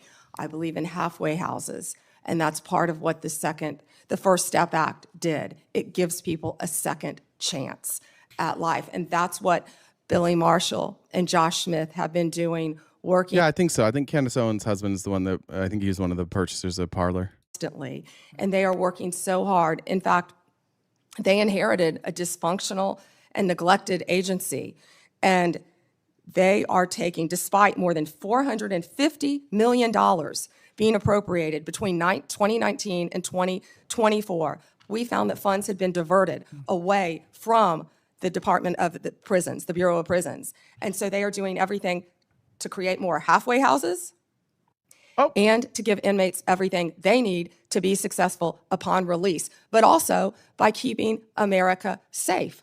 And I just learned from Billy Marshall, we just made an incredible case that someone, I believe the case was in Texas, one of our federal prisons, no one was monitoring this.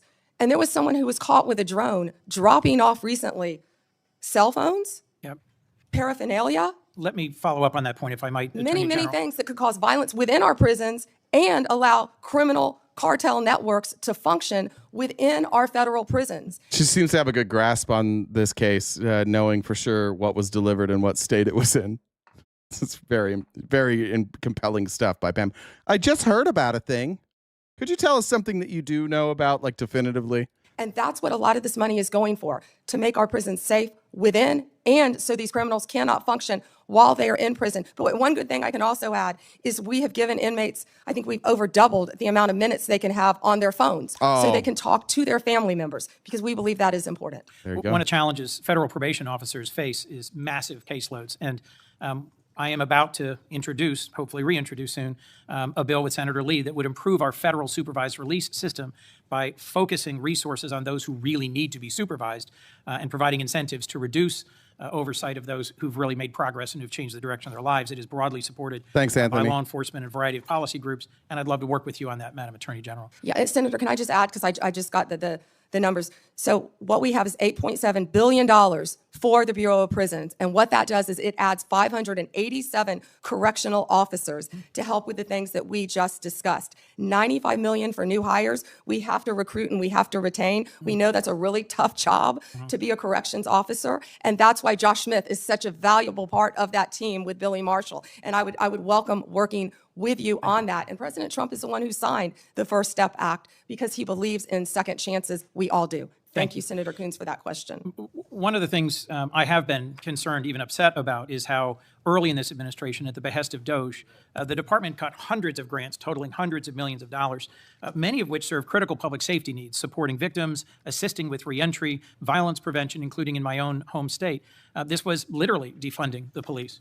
And I have some concerns about how DOJ is putting at risk public safety by assigning thousands of agents and prosecutors away from drugs, firearms, corruption, violent crime to help ICE arrest people without criminal records. You've indicated a willingness to review any grant that a member of Congress has concerns about, and noted a number of them have been restored on appeal. I'd be interested to see the numbers. Yeah, like the budget for prisons has been massively expanded. I don't remember the total amount. You could look, but yeah, they're also investing heavily in private prisons, and they would like to privatize the prison system. One of the things that was alarming there, she said something that was like $95 million to hire 587 new prison guards. That number seems alarmingly high to me. 95 million to hire 587 people? That seems off. How expensive is it to hire somebody? And I appreciate that willingness to admit some misjudgments or mistakes in some of the many grants that were canceled. But can you assure us this process is going to be fixed going forward so better decisions are made at the start and not just after appeals? And can you assure us that we are not leaving doors wide open for crime and criminality in our communities? Thanks, Tanya. And over-focusing on arrest and deportation of those without criminal records? Yes, Senator, thank you for that question. And as I said earlier, we are reviewing all the grants, and I believe we have, turned some back on for senators who have called. It doesn't matter what state you're from. If it's a law enforcement grant, if it's protecting victims, let us know and we will work with you. And I'm not sure if we have done any in your state yet, but I would be happy to work with you on that. What I can tell you is there have been, out of the 5,800 discretionary grants that were reviewed, only 376 around the country, 7% were terminated. It's 107. I see 161,000, 172,000 per hire. That seems high. 225 of the grant recipients have appealed that termination. And so far, we've turned back on 18 of those. 17 appeals have been denied, and the rest are being actively reviewed. If any of you know of any of those that you believe should call me, should be turned back on, she already admitted earlier that she doesn't answer the phone when you call. Her staff takes those calls. We don't want to jeopardize anything that's hurting. Please do. And Senator, to go to what you said about the FBI and my federal agencies and being pulled to work on immigration cases, they're working hand in hand because we believe that, we have ICE officers out there, as we just discussed. I don't want to repeat that, who are being harmed. We're going to work with them, and I've directed all of my law enforcement agencies to work with ICE to make sure they're safe in Chicago, to make sure they're safe in Memphis, to make sure they're safe right here in Washington, D.C. But also, at President Trump's direction, we are not stopping the core function of what we're doing, and that is fighting violent crime. And I think Director Patel made that very clear with all of the arrests that our FBI have been making on violent criminals.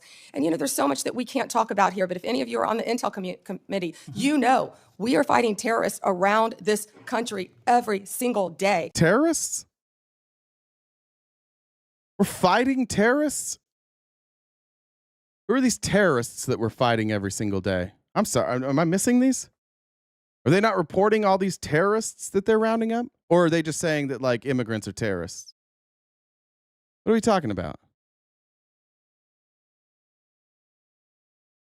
Our lawyers are shut down right now. They're not getting paid, but crime is not stopping. They are working around the clock to not only keep our country safe, Senator, but to keep our world safe. And Madam Attorney General, I think all of us hate that there's a shutdown and its impact on the federal workforce and are working. Where have I been, Nate? Who are these terrorists that they locked? Do you have some names, Nate? Who are the names of the terrorists? If I just terrorist arrested in the United States. Let's see if there's just some news stories. What are we talking about?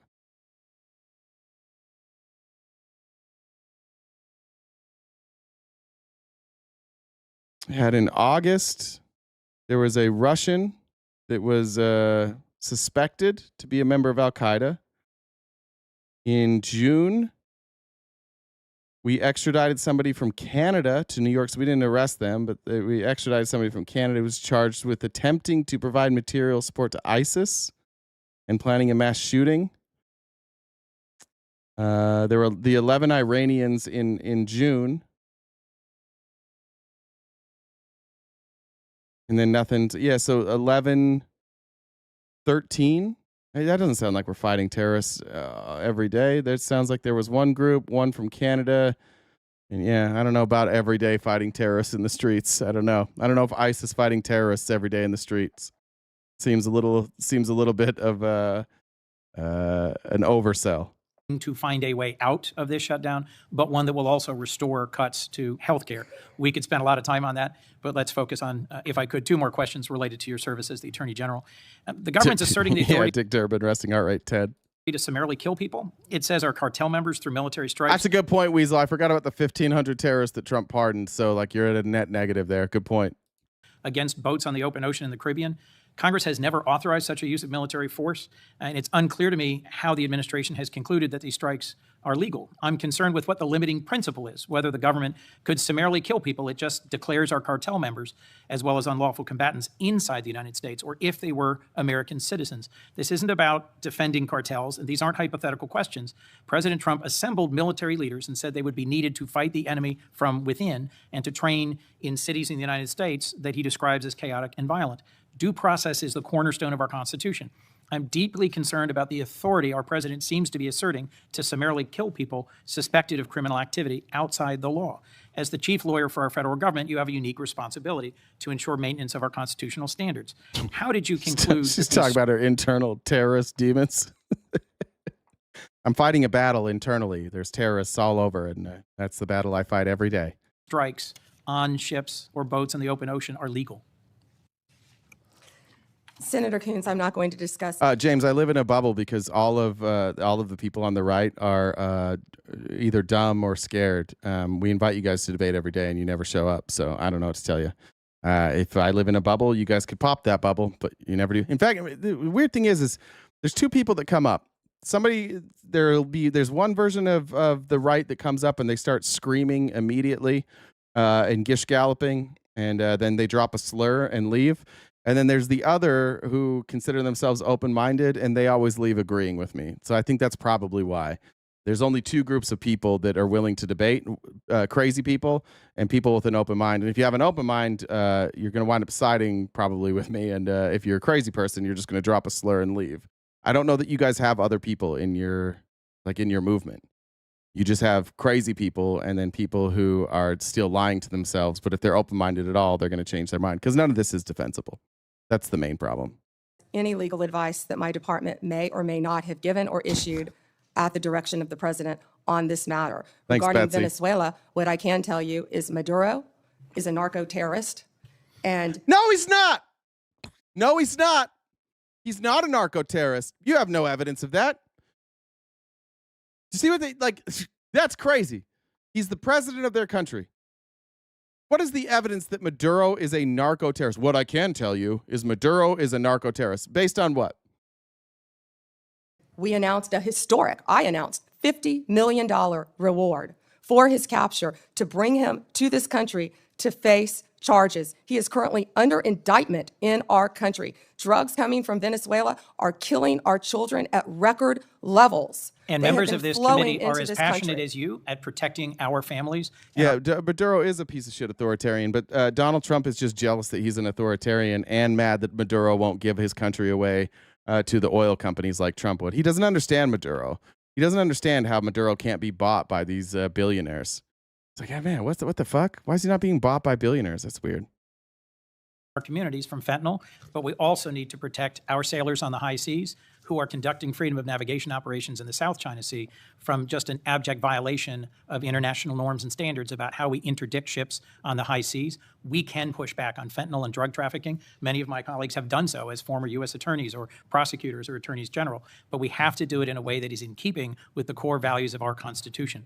My colleagues have pressed you on a number of recent actions, particularly in the Eastern District of Virginia.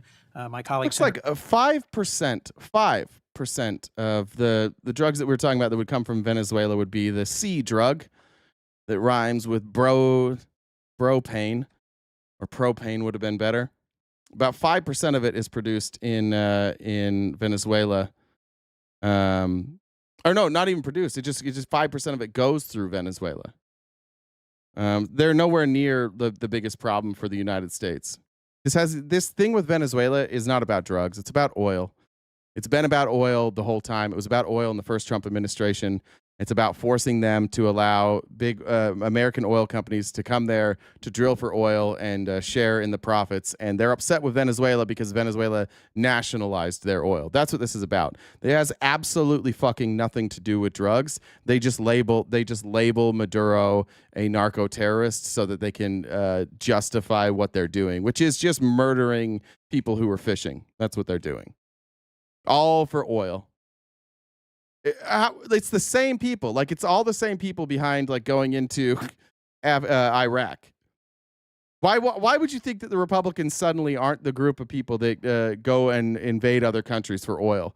Not this Republican Party. Yeah, I know it was the Republican Party before. I know the first Trump administration did this. I know that they tried to kill Maduro the first time, and they argued about oil. And I know that the Bush administration, they invaded other countries for oil. And so did the previous Bush administration, and so did the Reagan administration, but not the Trump administration. We're the first group of Republicans that are doing things for what's right and not for oil.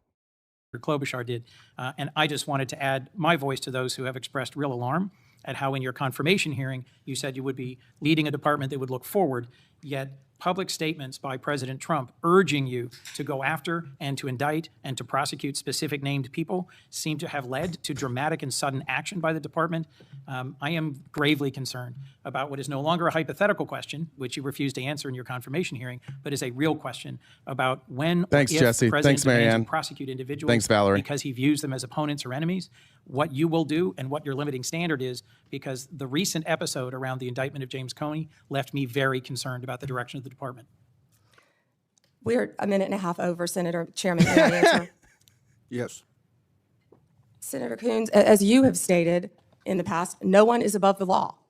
And James Comey is a pending case right now. It's a pending indictment. He was indicted by one of the most liberal grand juries in the country, That's a lie. by our U.S. Attorney Lindsay Halligan, right here in Virginia. Who got hired 2 days before. She got nobody would bring the charges. And so they brought up somebody with no experience, and she's like, I'll do it. This isn't a good argument for you, Pam. It's far from the most liberal district in the country, not even close. And you had to hire some is it real estate or insurance attorney? That's who you had to bring in. You had to bring somebody off the fucking bench that didn't know what she was doing in order to file these charges. I don't think that's a good look, Pam Bundy. And it's a pending case, so I'm not going to discuss the facts of a pending case. But you can understand the alarm about the circumstances of the indictment. By the way, for all of you guys talking about, I'll skip here. For all of you guys talking about Maduro and what a bad guy he is, just remember that your president campaigned on no more regime change wars and taking care of America first. And now they're engaged in multiple regime change wars. So just remember that all that shit you guys told us about how you didn't want to go deal with other countries, you were going to be America first. There's just nothing America first about going after Maduro in Venezuela and blowing fishing boats out of the water. But all of your beliefs are fluid. Analysis undermines public trust of the rule of law thanks to Director Ray's utter failure. Senator Blumenthal. Thanks, I just want to point out Chuck Grassley speaking right there. That was at 1.25 speed, and I was like, I got to speed that up. Chairman. Just so the American people understand, this issue of weaponization of justice goes to the core of the integrity of our criminal justice system. And I think we can all agree that no individual, no group should be targeted simply because they are a political opponent or because the President of the United States has some personal animosity toward them. You've just said that President Trump is the most transparent president in history, tragically and chillingly.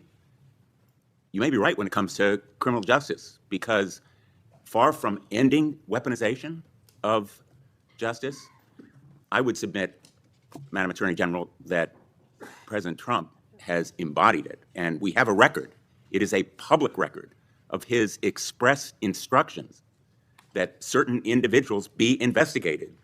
The Attorney General of New York, Tish James, my colleague, Adam Schiff, the former CISA director, Chris Craig. I love you guys calling James Comey's a hack and lied. What did he lie about? Where'd he go? Jurek. What did James, in fact, Republicans right now, we're going to pause this. Tell me what James Comey lied about. I'll watch the chat. This is your chance. I know you guys don't have the courage to come up here. I just want you to tell me what he lied about. And I want specifics, please. Give me something specific that James Comey lied about. Come on.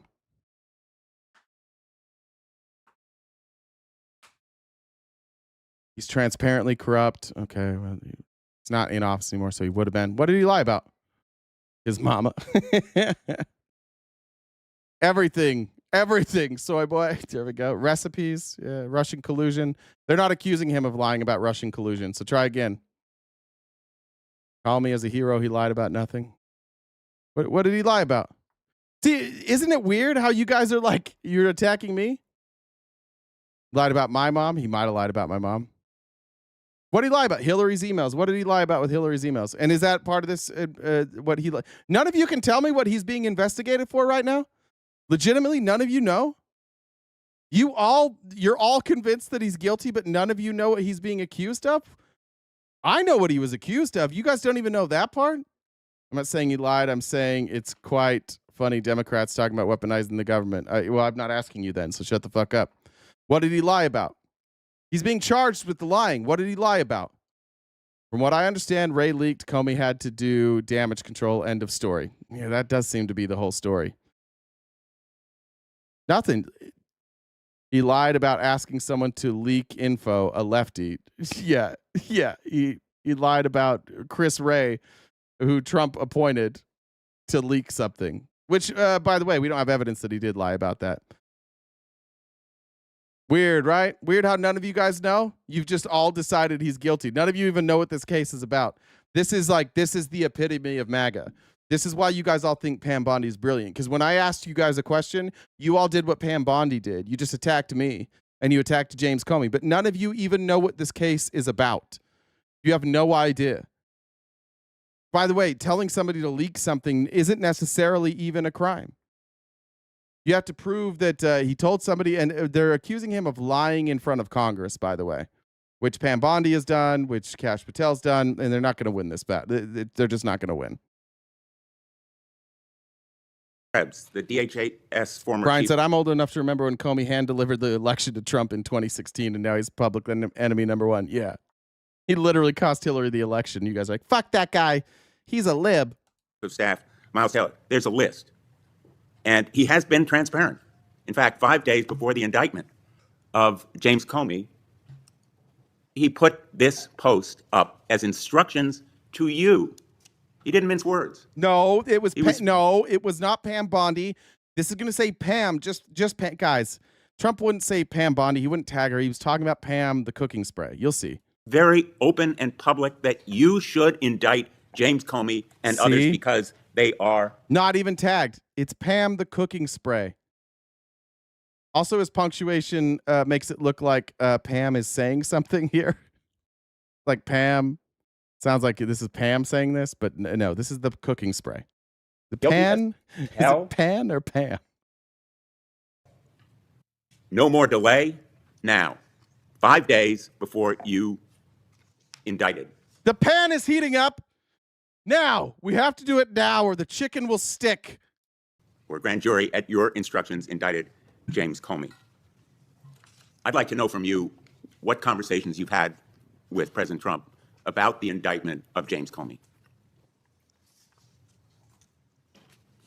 Senator, I am not going to discuss any conversations I have or have not had with the President of the United States. You're an attorney, you have a law degree, and you know that I'm not going to do that. I also find it fascinating, because I'll keep fighting to ensure that law enforcement and the judicial process. Why are you reading it?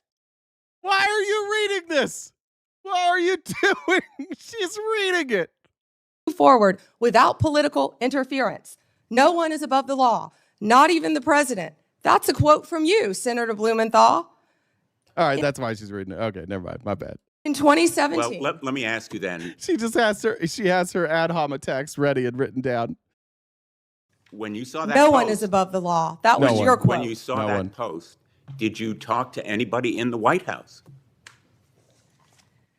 I am not going to discuss any conversations I have, nor any investigations, nor you are unwilling to tell this committee cases. About conversations with the White House.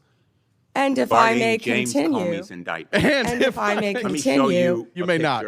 James Comey was indicted by one of the most liberal grand juries in the United States. That's the 5th time she's recited that lie. Why does she keep saying that lie? That's not true. They are not liberal. They're so down the middle of the road. The night before James Comey's indictment, you had dinner with the President of the United States. Pretty intimate group. Actually, there were a lot of people there that night. That's a great James picture. Comey discussed. You had dinner with the president. Actually, there were a lot of people. Yeah, including you and the president, where you sat at his table. It's a great picture, actually. Actually, you don't look great in that, Pam. It's not a great picture. At that dinner. I love that picture. That's a great picture. And there were a lot of people there that night. I think the Well- entire cabinet was there. Did you discuss James Comey with the President of the United States? He was sitting just to your left. Well, 2 seats down, yes. 2 seats down. And I am not going to discuss any She'll get real specific about seats. conversations I've had or not have with the because President the of the American United public States. is entitled to know, Madam Attorney General. The entire cabinet was at that dinner, whether too, you took instructions from President Trump after he told you very directly to indict James Comey, which is weaponization of the Department of Justice. Oh, You know, wait. I want to agree with my colleague, Senator Hawley, that weaponization of our justice system must end. That's the reason that I propose legislation, and I challenge him and my colleagues on the other side of the aisle to join me in legislation that would create a statutory right of action for people who are selectively or maliciously prosecuted for political reasons. It would codify your manual, the Department of Justice manual, on political prohibitions against political considerations in charging decisions, and prohibit the White House from intervening, President Trump and any other president from intervening in charging decisions. It would make reforms to the grand jury process. You've just said The problem is the reason that they won't agree with this is Project 2025 wants all of these decisions in Trump's hands. They want the president instructing the FBI and the DOJ.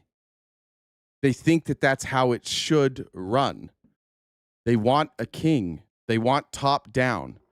And you're just inviting corruption here, Republicans. This is so fucking nearsighted. And you're only defending this because you've just bought into Trump. You just think Trump's great, and so you're just going to roll with it. But this is legitimately saying, I mean, and imagine that you think this is what our founding fathers advocated for. You think our founding fathers left England and they came here and they wanted an executive branch which would decide who got prosecuted, decide which members of Congress were investigated. Do you think this was the plan? This is the originalism you guys all love. I'm a strict constitutionalist. This is what they meant with the Constitution, that the president would direct all of these decisions. When you guys say things like I'm conservative, I love the Constitution, I'm a patriot. No, you're not. You're cucky little bitches who follow blindly. Blindly. There's nothing about this that is like patriotism. There's nothing about this that is freedom loving. There's nothing about this that is constitutional. Fuck, it's not even conservative. It's a whole new thing where you guys are like, we want a king. We want a king. We can't read. We don't want to read. We don't want to learn new things. We just want Trump, whatever Trump says, to be the law. That makes it easy for us, and we'll just go along with it because we are cucky little bitches before anything else. this grand jury was liberal. We should reform the grand jury process to ensure that the government is not abusing its power and authority, and it will require transparency and accountability reforms at DOJ so that you will and other attorneys general be held accountable for these kinds of decisions. Will you join me Which part was I wrong about there, Payne? Was I wrong about that the Constitution wasn't supposed to be designed this way? Am I wrong that you're a cucky little bitch? Which part am I wrong about there, Payne? Tell me the parts. I got to talk to you guys through comments because you're all too cowardly to come up and have a conversation, which is annoying. If Trump whips out a can of Pam with Satan on South Park, I'll die. Thank you. We do have, what do we have, about 30, 40 minutes, about 20 minutes left. If you can help us knock out that gift goal, that'd be great. But where'd old boy go? Come on back, old boy. Payne, what were the 3 things I got wrong? You said I was wrong about 3 things. What were they? Because what I said that you guys were cucky bitches. I said that I didn't believe that the Constitution was set up so that the executive branch should make charging decisions. And I said that this isn't conservative or constitutional. So what were the things that I got wrong there? James is literally bribing people, saying he'll pay them to debate. They still won't come up. Do you have an answer for that? This influencer lies as much as Bondi. Okay, you're just a dumb bitch. Okay. Bondi wouldn't answer any questions. Still a dumb bitch. What are you talking about? Is she answering these questions? What questions is she answering? and supporting that kind of reform. Senator Blumenthal, I find it so interesting that you didn't bring any of this up during President Biden's administration when he was doing everything to protect Hunter Biden, his son. And I think you just saw what Director Radcliffe just released. You know, this is an effort to be Information. positive. If I can and finish answering the constructive, question, I'm not Madam going to Attorney yell General. over you. I'm not going to get in the gutter with you. But information that the Biden administration told them not to investigate Hunter Biden's involvement with Ukraine. No, they didn't. First of all, why Ukraine? They didn't do that. He got investigated. What are we talking about? Going to be lectured to you about integrity. Another topic. When did that? He was investigated. What are we talking about? Who shut down the investigation into Hunter Biden? He was investigated the entire Biden presidency. Where's she coming up with that? And the attorney general recused themselves. Merrick Garland, because he was Biden's political appointee, recused himself because he said, like, I'm appointed by Biden. This would look bad. So we'll hire, we'll assign it to a Republican investigator, and I won't have my hands on it. What are we talking about? Are you guys unaware that the entire time Biden was president that Hunter Biden was being investigated? Is she unaware of that? And indicted. Good point, Nicole. Yeah, I don't. The problem is there was no crime committed in Ukraine that we're aware of. There's no evidence of a crime. I'm still waiting for it. I've never seen any evidence that Hunter Biden committed a crime in Ukraine.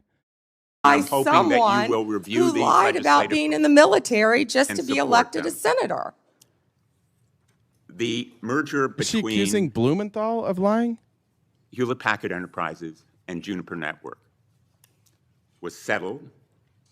You authorized the settlement. It was the subject of a lawsuit to block it. The settlement produced. Do you know what she's talking virtually- about? Did Blumenthal, has he been accused of lying about? Okay, here it is. Blumenthal has been accused of misleading the public about his military service, specifically regarding claims that he served in Vietnam. Blumenthal served 6 years in the Marine Corps Reserve, but never served overseas or in Vietnam itself. During the Vietnam War, he received multiple draft deferments and enlisted in the Marine Reserve in 1970, which nearly guaranteed he would not be deployed to Vietnam. In a 2010 controversy during his Senate campaign, he made statements suggesting he had served in Vietnam or was a Vietnam veteran, which caused significant backlash. Blumenthal later said he had misspoken or made a few misplaced words and apologized for not being clear or precise about his service. He acknowledged that while he served in the Marine Corps Reserve during the Vietnam era, he did not serve in Vietnam. Veterans groups and political opponents demand an apology, asserting that his claims were misleading. The controversy remains a notable blemish on his record, though he has been recognized for substantial support. Yeah, okay. All right. Cool. No concessions from Hewlett-Packard. It was a settlement that prompted criticism from the Antitrust Division. Did you authorize that settlement yourself? As I stated earlier, Gail Slater is doing an incredible job running the antitrust unit. And as I stated earlier, that is still a pending matter. As Well, you should know then with a law fired, degree, did you not, that all two- mergers, if I can finish answering the question. I'm going to, If I with could apologies, finish. No, I'm interrupt answering you the question. because my time is No, limited. well then don't ask me a question. Let me So, just ask you, did as you, I said, you have a law degree. You know that not only are mergers agreed upon, but they have to go to a court of law to be approved. It's a multi-step process. And as I said earlier, that is still pending. And I have full Thanks, faith Phil. in Gail Slater. and Ms. Slater reportedly objected to the settlement. Reportedly, And moreover, moreover. two of her top officials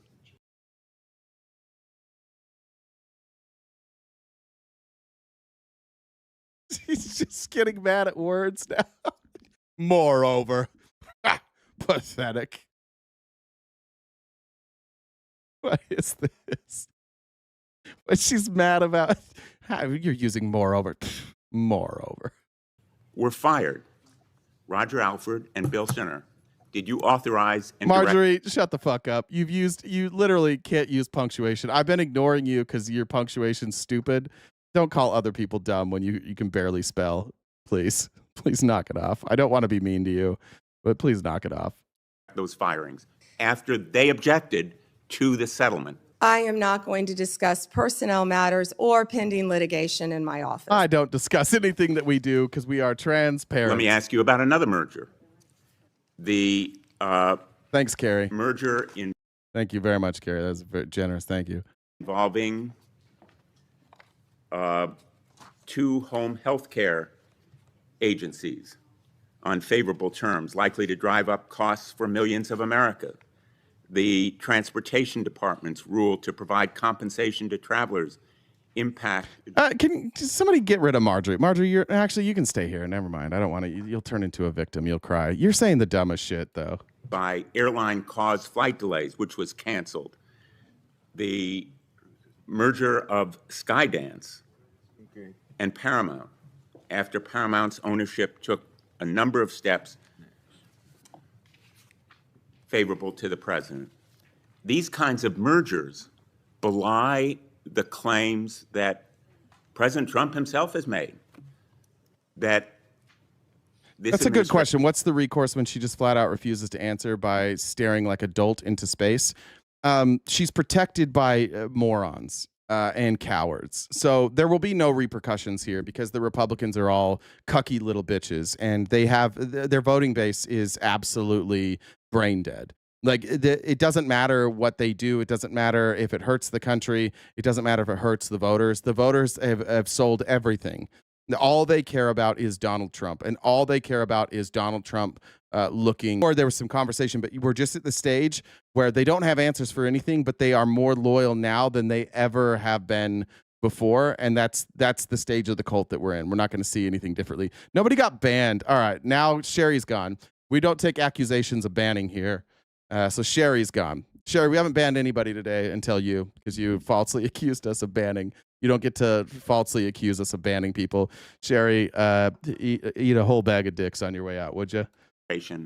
Will stop big corporate mergers that ultimately benefit the owners of those corporations rather than consumers or ordinary everyday Americans. Senator, and let me ask you boy, about you just listed, you just gave a list of many mergers. I just want you guys to know that Sherry on her way out said King Trump to prove that she's not a cucky little follower.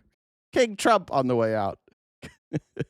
I have a question Can you talk to me about the issue with these mergers? I do have a question.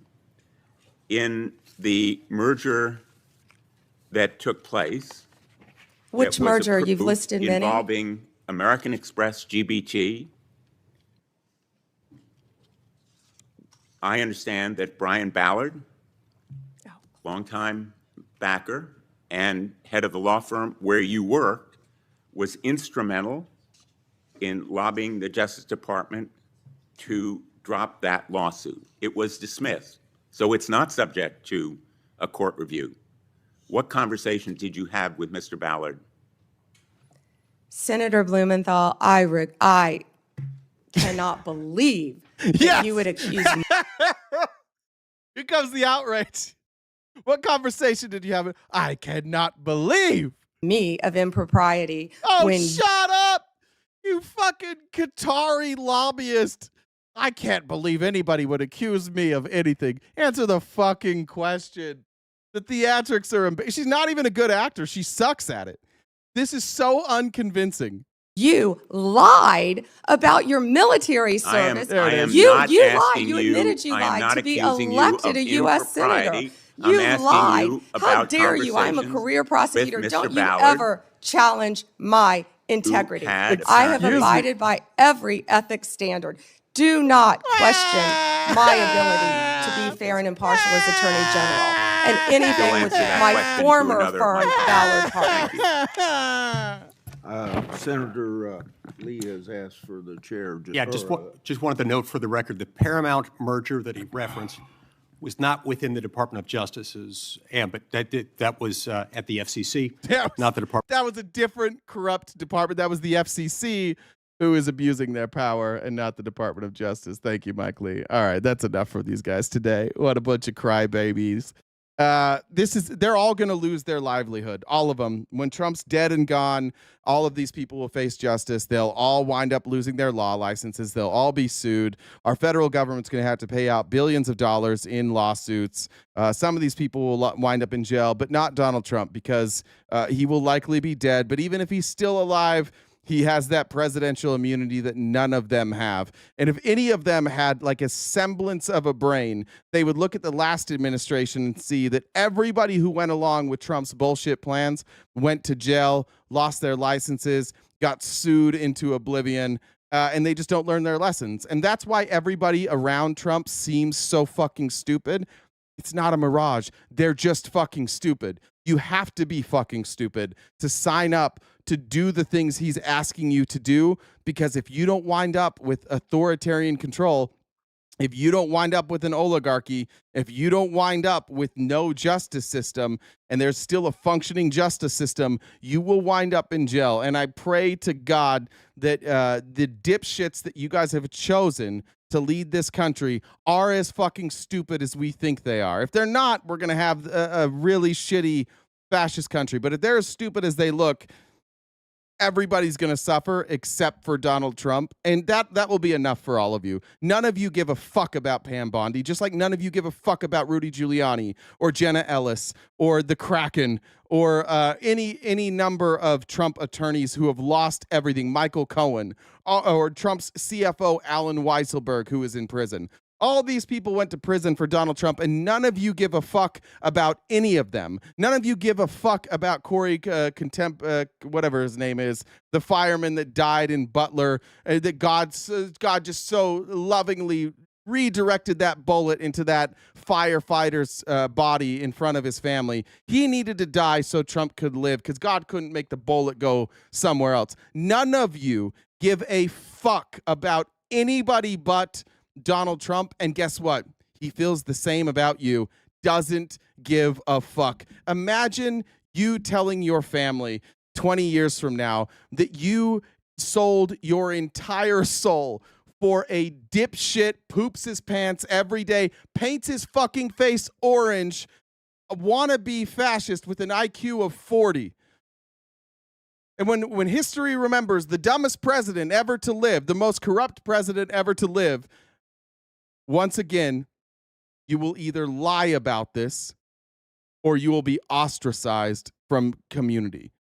People will either think you're a joke or you'll lie about it. But there's no real middle ground. Or you'll apologize, which I think most of you won't. This is, hands down, the dumbest assembly of human beings ever to run a country. And that's why everything is so fucked. And that's why every other country in the world sees that we're fucked. Everybody in this country sees we're fucked, except those of you who have your heads firmly and tightly inside of Donald Trump's asshole. And if you pulled it out for a second, you might realize that things aren't going so well around here, and that it does you no good to worship Donald Trump from inside of his asshole. And I got to tell you, it smells better out here too. The sun is shining. It doesn't smell like rotten fillet of fish. It doesn't sit on you while it's golfing and not doing its job. You don't have to listen to Fox News 24/7. You could live a real life and live in reality, or you can continue to live in the dirty, stinky, fermented asshole of Donald Trump. But until you decide to get out of that asshole, your faces will continue to be pickled messes, and you will be hysterical little bitches until the day that he dies. And when he does die, no matter how he dies, whether it's of old age, whether there's a condition, all of you will claim there's a conspiracy theory, and it'll last another couple of years where you'll claim that this guy who eats McDonald's every day, who somehow miraculously made it to his 80s, that his death was like some sort of conspiracy theory. And we'll have to hear your dumb shit for years to come as you slowly fade from viewpoint and into obscurity where most of you belong, so that we never have to hear your dumb shit ever fucking again. Phil, thank you for joining the Dollar Train. Nin said, did you check your P.O. box yet? No, I'm going to do that right now. As soon as this live ends, I'm going to check my P.O. box. I'm going to do that now. Thanks, everybody, for helping us knock out that gift goal. Thanks for being here. Thanks for all the new subscribers. It's great to have you guys here. Thanks for all the MAGA in the chat. Enjoy your time in the asshole for the rest of the day. I'll see everybody else tomorrow morning and every morning, 9:30 a.m. to 1 Pacific Standard Time, right here wherever you're watching. Remember, tomorrow night we have debates. It's date night with Admir, so if you would like to come debate, just make sure you have TikTok, and you can do so. You can find us on TikTok Wednesday evenings at 6 p.m. Pacific Standard Time. Let me check messages one more time. I think I got Betsy's there. I think I got Jen's there. That'll do it. All right, everybody, take care of yourselves. Take care of your friends. Drink some water. Say something nice about yourself. Stay cute and cool, and have a great summer.